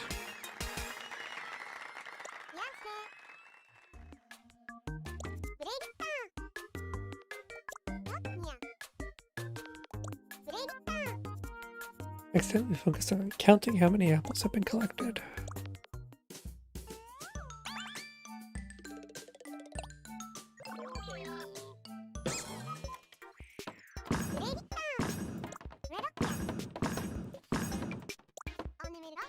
So we're gonna rule that should really capture the feel of a maze game.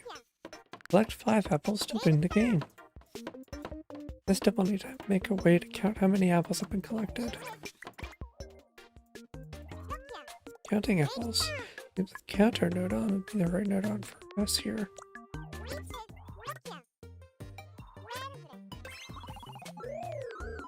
I have counted all the nodon in this lesson. I am the 17th to be summoned, but no less important.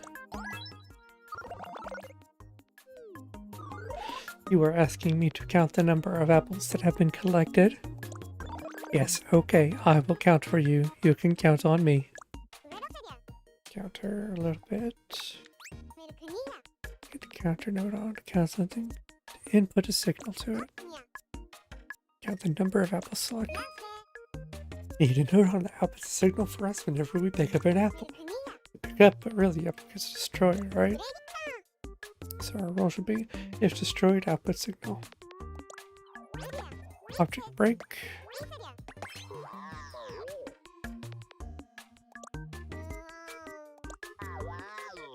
Same difference.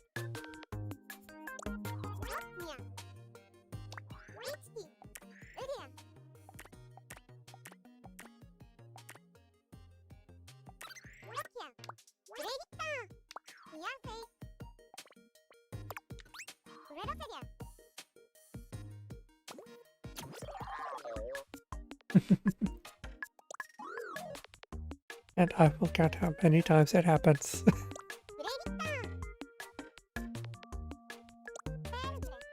See what's happening on the game screen.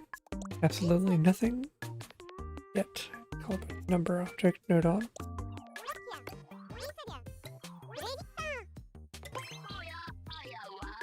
Delighted to be working with you, my friend. Notwithstanding technical difficulties, I will display the number that the objects of the game screen have input. Please tell me the number you want me to display, and I will show it to the best of my ability.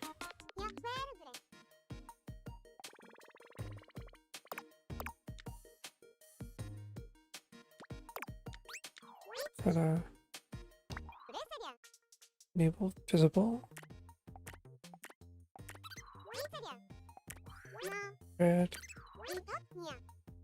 Here's text cover. 1 digit. Good enough.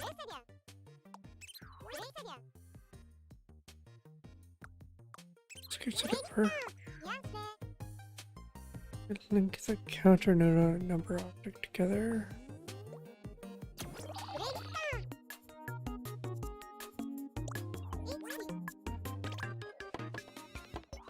Just our upper word is displayed as wrong. It's just on the side. Take into account the fact that the game is in overconfig. Need to make sure that the number display is pointing upwards.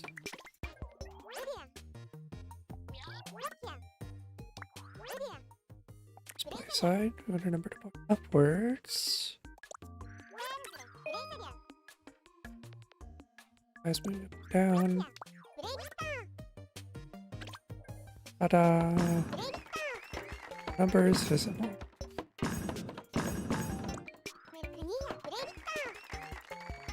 Yep, it was showing the number you squished or collected.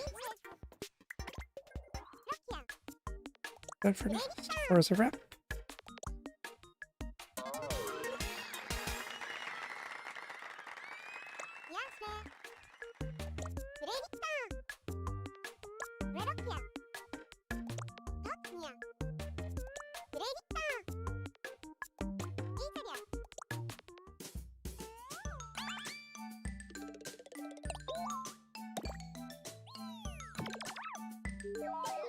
Setting a win condition.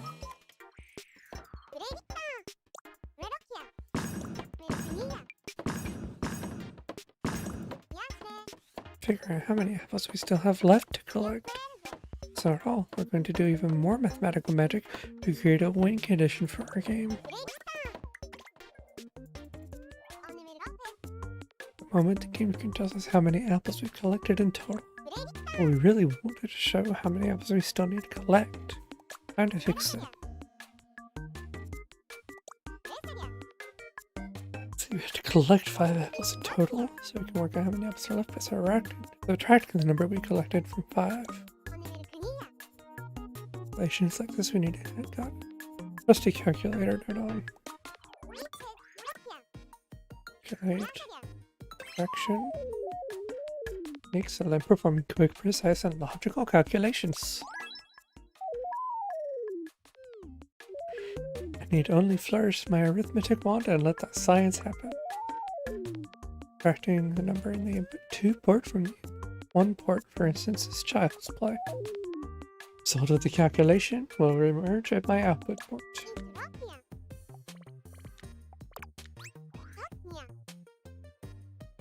Counter to input 2. Value is the number of apples you've obtained.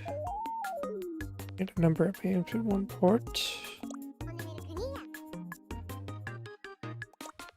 For fixed numbers like this, we have the constant.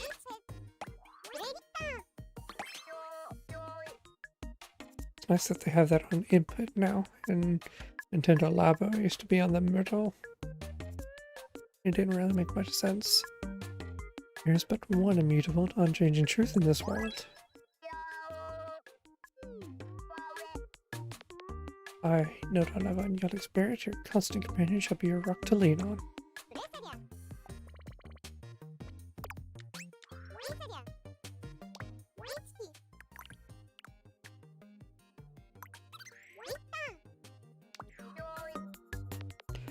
Number should go on living memory 05.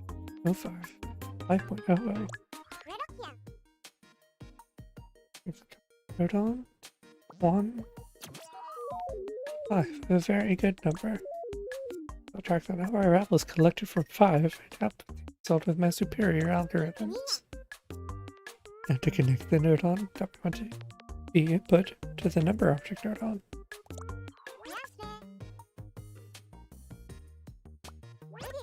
We don't need it anymore. We would like the calculator nodon. Which calculator nodon between the other nodon like so.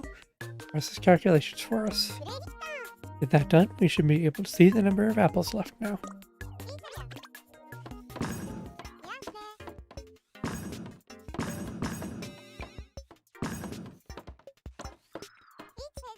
And it down from 5 to 0. Working counter for the remaining apples. Get to the part where we win if you get all the apples. Well, the apples condition really means if you get 5 apples. Find out whether the players got 5 apples or not. We need to know the apples to compare things. Comparison. Close. Why do people insist that some things are beyond compare? I compare pretty much everything. Now I've got my eye on whether the number of apples collected equals 5. Estimate the value you want me to compare it with at my input 2 port. We can do that. It's a node. Also on. On. Counter node on. Send.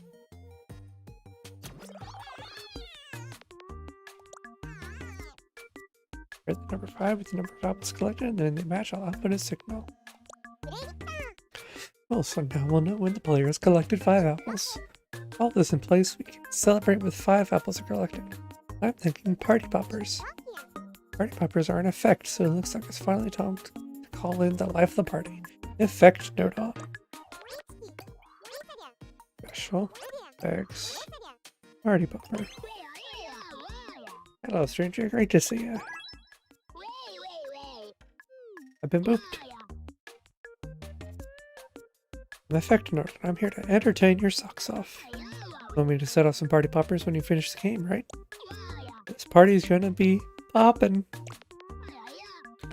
Sorry, I tend to pop off with terrible puns whenever I'm in a party mood. Yeah, we asked for party poppers, not party stoppers. There's a note on.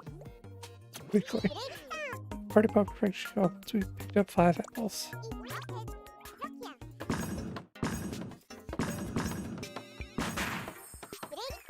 Party poppers went off when you painted the last apple.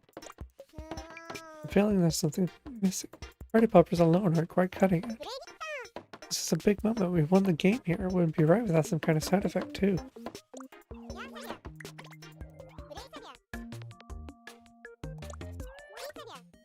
Play sound.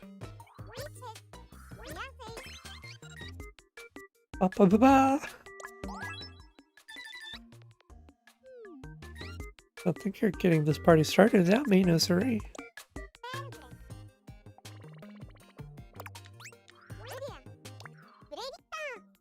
Choose sound or play note on play. It's like voice and yeah.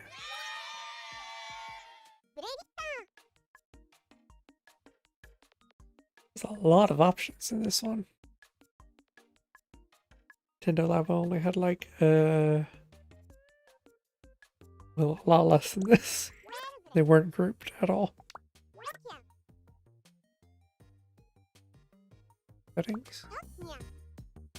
Comparison. Place sound node-ons. Play. Oops. That's volume. Play.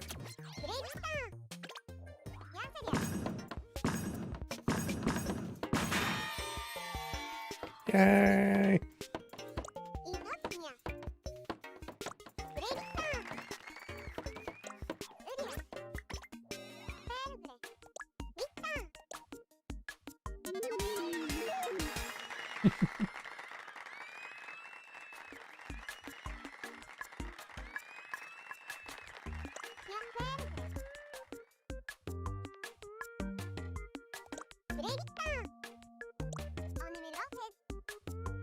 Then we'll be introducing some things that make the game easier to play.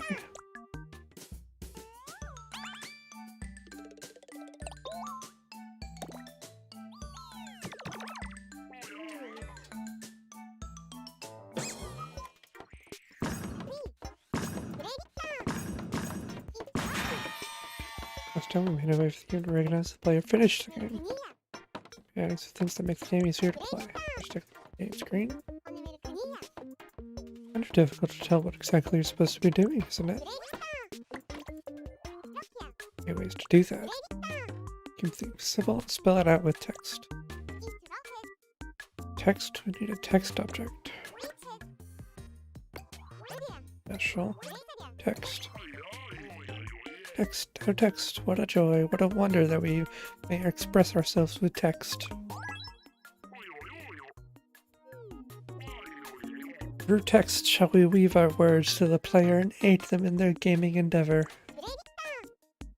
It's a performative text. The player tells them what they need to do.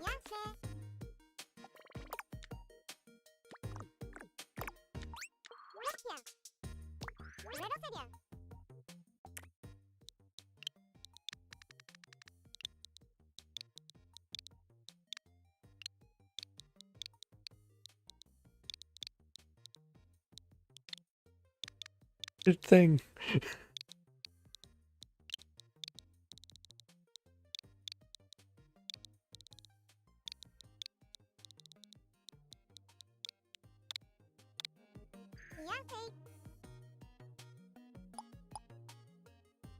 Did you get the apples? Actually. It's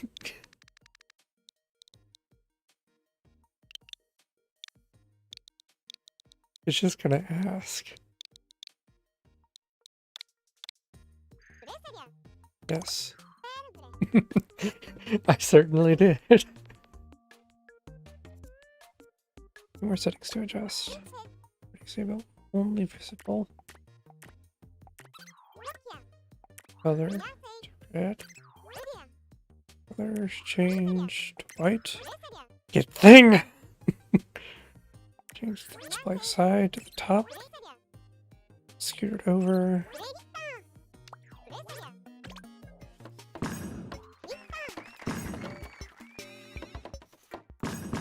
Good thing. Now we know what we're supposed to be doing. Can't really tell what this number is supposed to mean, can we? Let's clear up any confusion. Text. Copy. Smaller.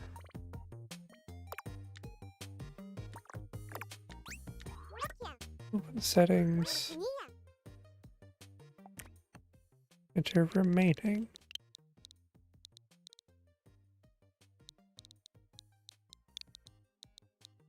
No. Have you entered remaining? Sure. A little peek at the game screen. Looks like the text you said is displaying A-OK. Shouldn't be any doubt about what that number means now. Definitely not. You went ahead and finished the game already. Perfect timing. I see you want another try. Probably expecting a way to redo it at this point, huh? Seemed like the process and game automatically restart. Same as usual. Call it retry note on. Retry. Another friend. What's wrong? You know timer note on. I sort of misheard the name and thought it was rhymer note. I was all like, you're no fool, stay in school, and I got the weirdest look. I want to do over. It's never as bad as you think. Well, almost never. Anyway, let's call up timer note on. Alright. Seriously? Who mixes up timer and rhymer? I'm not mad because you got my name wrong. I'm mad because it's such a stretch. Sorry. I'm not even that bothered, really. There's no need to apologize. Just try to remember my name.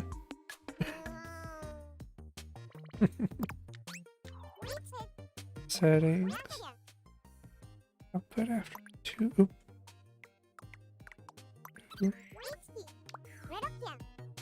Comparison.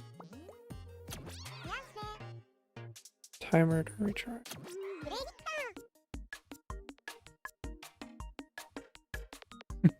Pixelman, you didn't remember their name? How could you? 2 seconds after you finish the game, it should restart. All the apples.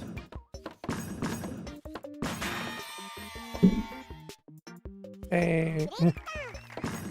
We did it. It's much easier now, isn't it? I need to check my program screen. Welcome back.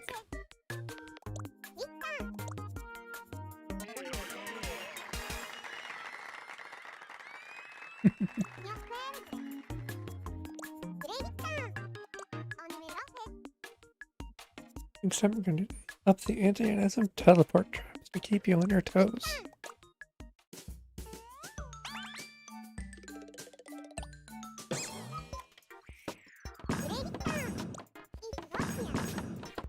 Some on-screen hints.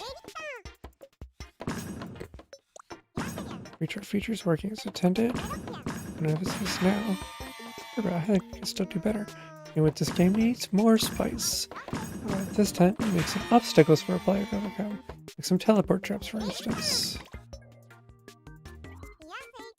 How do you make a teleport trap? I'm very glad you asked. You simply need to enlist the services of a very talented teleport expert. Teleport object entrance note on.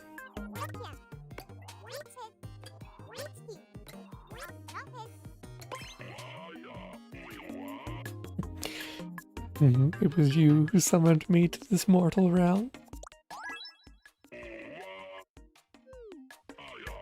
My power can reach beyond the veil, a feat no normal Nodon could achieve. Thus, I can pass objects into the realm of subspace should you desire it. We might take you up on that offer. Let's send the ball into subspace and see how that goes.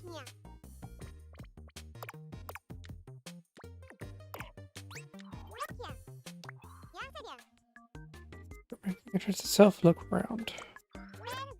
Sphere. Ball to be what's being warped. Here we just enable sphere.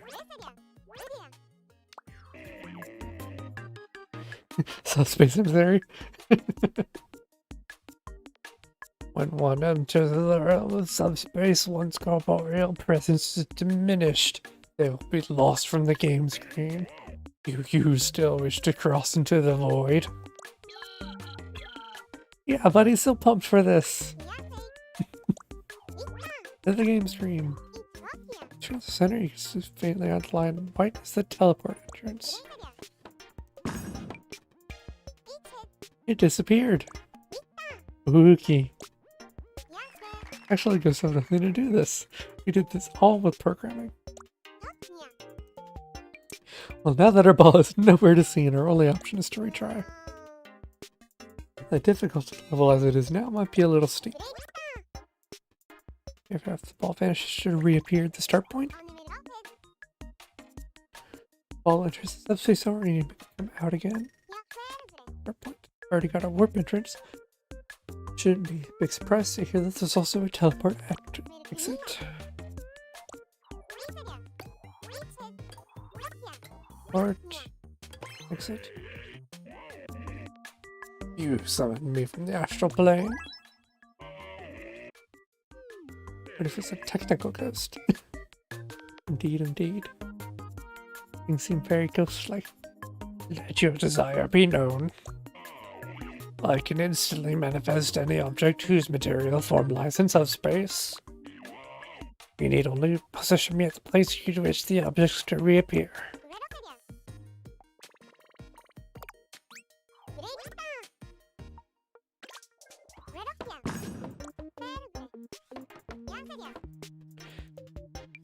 You sure did, bud. Seems we're done with the teleport feature.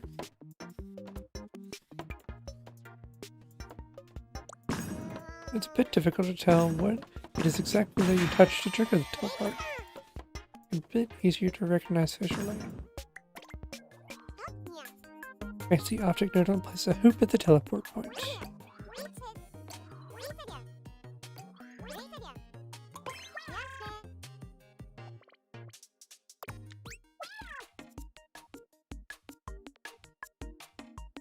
Ball keeps warping back to the start. Music on loop. On a loop like a hoop. What a marvelous metaphor.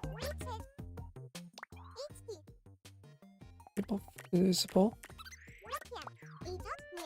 See another hoop right at the start. The other one is.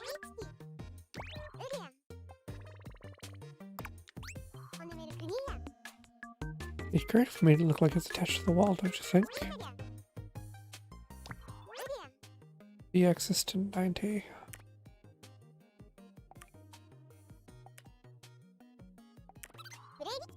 I like that they have buttons now.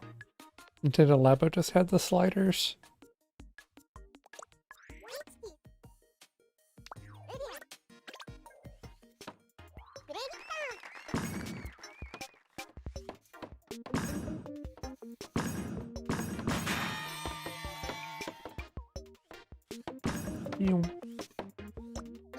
There's probably no need for us to see where the right outline of the teleport is anymore, is there?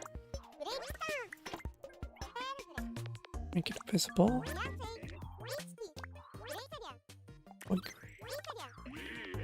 I'm here in mind but not in body, a strange experience. I have to teleport exit as well.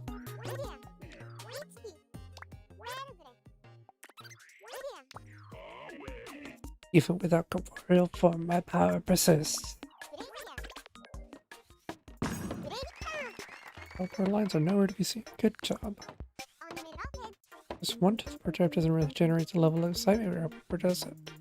I want action, but nail-biting suspense, and for that reason we're going to throw in some more.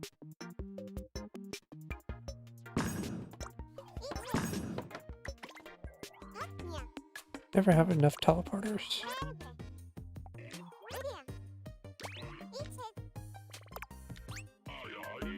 Fear not the warp, it is merely an invitation to a world yet undiscovered.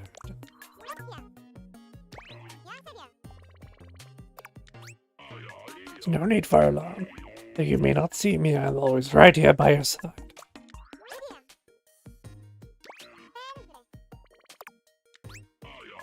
Belief is the power that expands one's world. Believe it or not.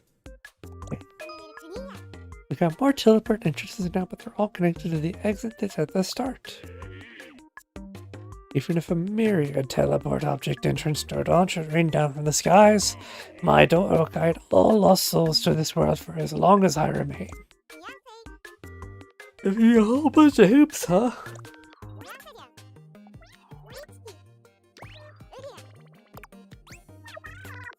Be sure to block anything trying to come through this passage here.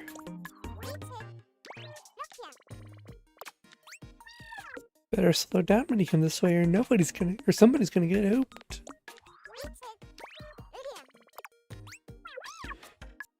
Hoop, hoopy doop. You're not gonna get past me. Okay, all those teleport entrances. I remember back when all we had to do was roll the ball into the apples. Now we transformed our level into a real gauntlet that'll have you on the edge of your seat. Take it on if you dare.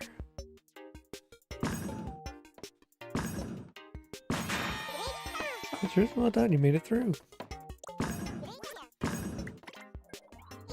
How about that? Time to close the door on step 7.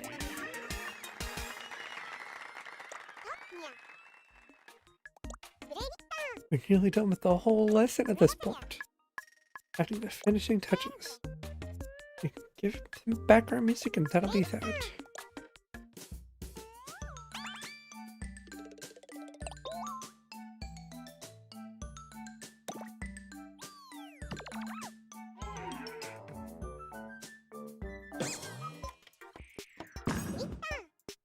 Glad you can make it. You are at the final step of honor roll. Thank you. Add some of your own personal. A bit of legwork to do before we can change the game's look, though. I'm gonna call up a certain Nodon that can melt the world like putty. World Nodon.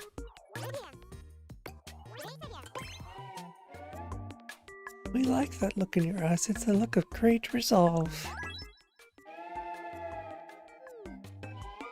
Let us go forth and create the world you envision. Nodon has power to change shape and appearance of the game screen. Now by changing the floor texture to metal.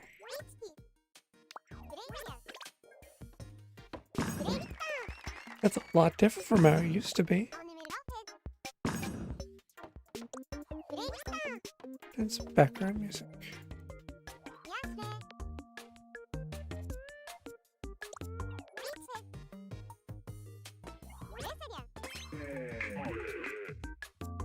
Yeah, baby, are you ready to amp up this joint? It's been a while, but now we're back in style. Hey there, every Nodon, are you ready to make some noise? Yeah! What's that? I can't hear you. Yeah! One more time, say it with me.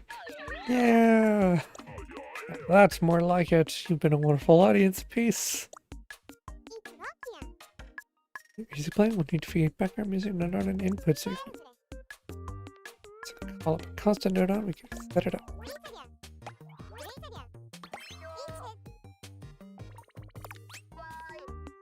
I've got unceasing passion and I never miss a beat. Constant Nodon's in the house. Well, there's a Nodon who's got their groove on.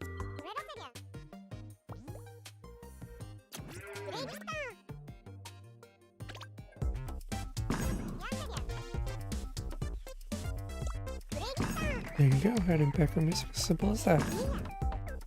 Just that background music Nodon has a much bigger repertoire than this.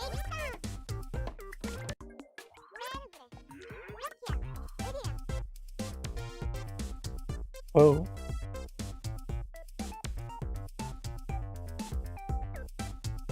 Whoa. That's interesting.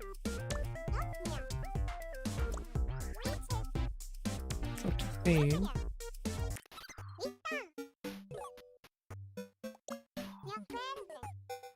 Also combine the melody. I'm happy.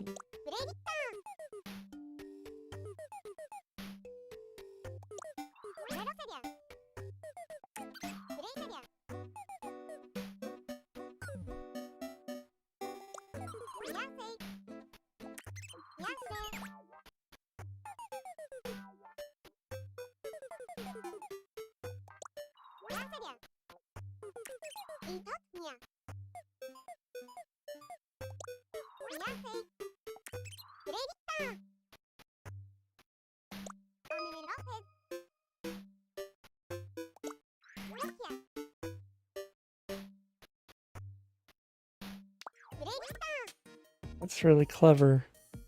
It didn't, obviously it didn't used to be like that in Labo. That's really nice, having all of that ability to change things.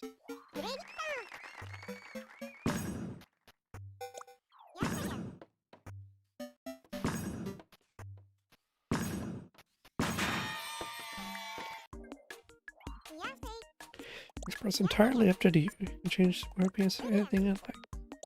Background music, maybe a text object node on, or make it short.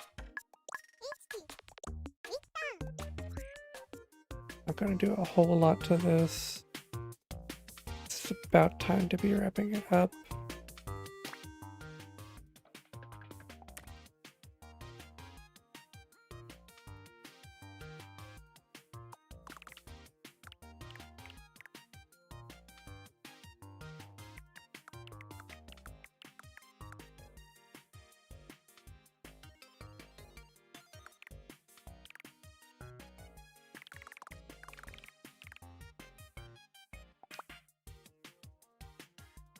Where'd it go? Thank you for stopping by. It was good to see you. Hope you enjoyed. I hope you have a good evening.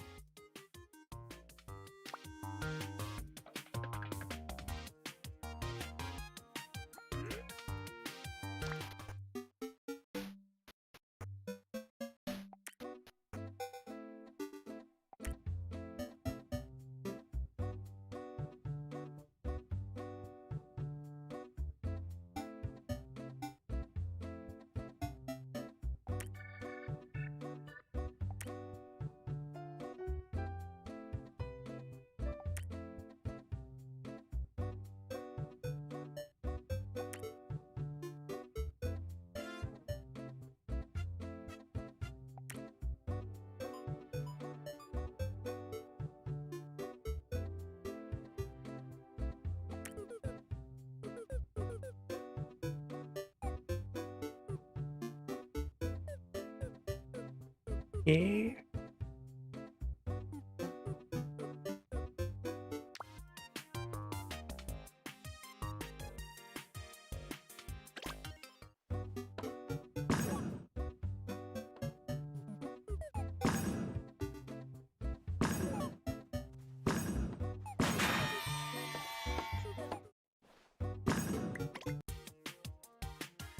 Fun stuff. And it's time to see finished product.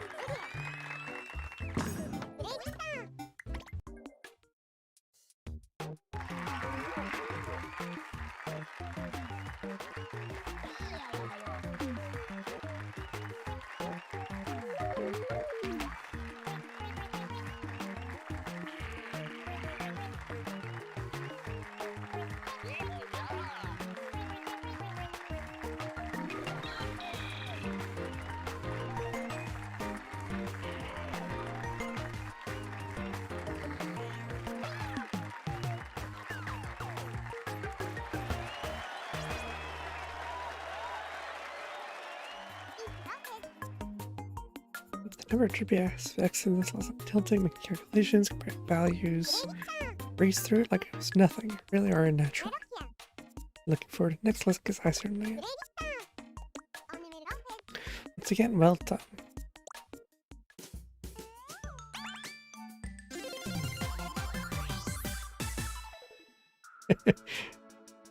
That's my text in it. Working getting on a roll to gold. That's your second one? No, must say you're moving through these great pace here.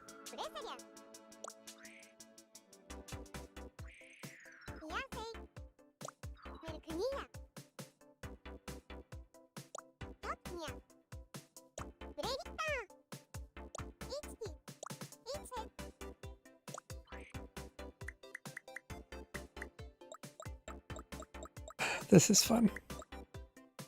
I like this a whole lot better than the Sweet and the Labo games. It's a lot more fully functional.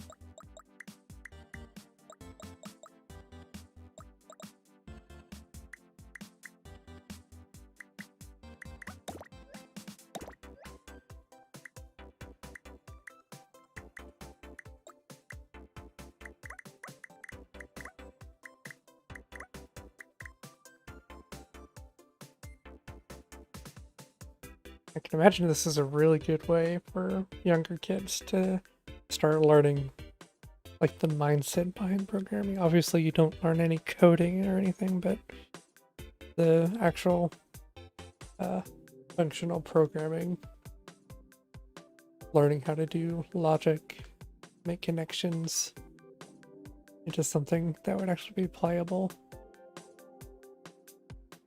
I can imagine that being a whole lot of fun. That's kind of how the Labo games have been doing things from the start. This one just makes it a whole lot easier to get in there and work with, instead of just playing the games that they already made.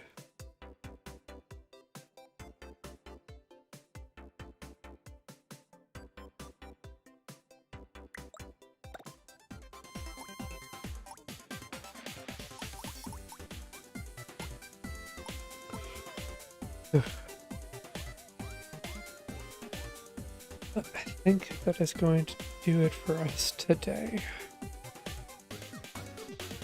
2 of the 7 lessons done.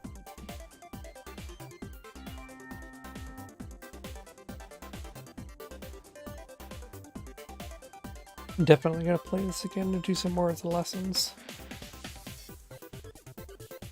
In the meantime, I'll probably be doing free programming on my own. Just play around and see if I can come up with something. Get some ideas.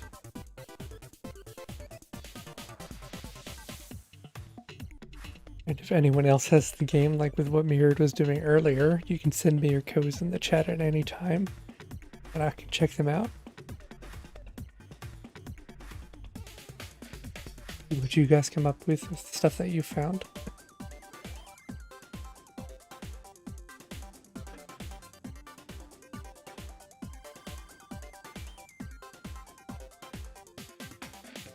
Let's see.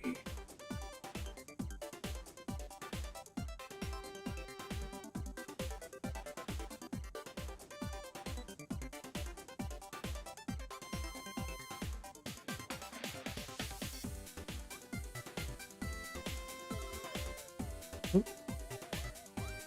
That could be interesting.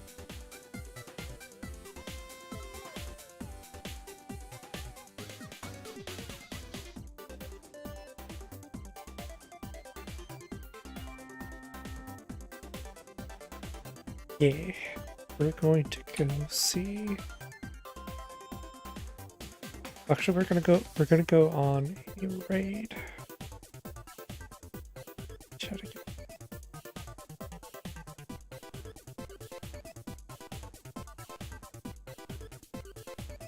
I know we've only got a few people here, but I could see some raid readies in chat.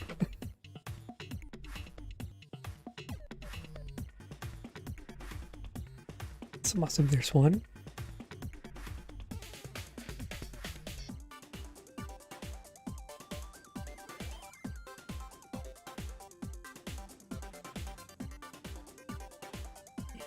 probably obvious who we're going to go see. If I haven't already said it, I don't remember. We're going to go see Otteron. They're playing some Stardew Valley with, I think they're playing with Peeps. Not sure exactly how that's working. That's why we're going to go find out. If you're not there already, there's this link to this video. We're going to be doing a Yoshi raid.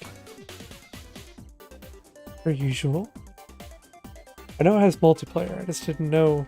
It sounds like he's like doing, I thought it was only like 2-player co-op. It sounds like there's more, like he's letting more people in. I'm guessing you can have different people on at different times. Anyways, let's go see what this is all about. This has been Joel. Thank you so much, you guys, for making this a good comeback. Been kind of feeling weird lately, so that's why I've been streaming, trying to figure out some stuff.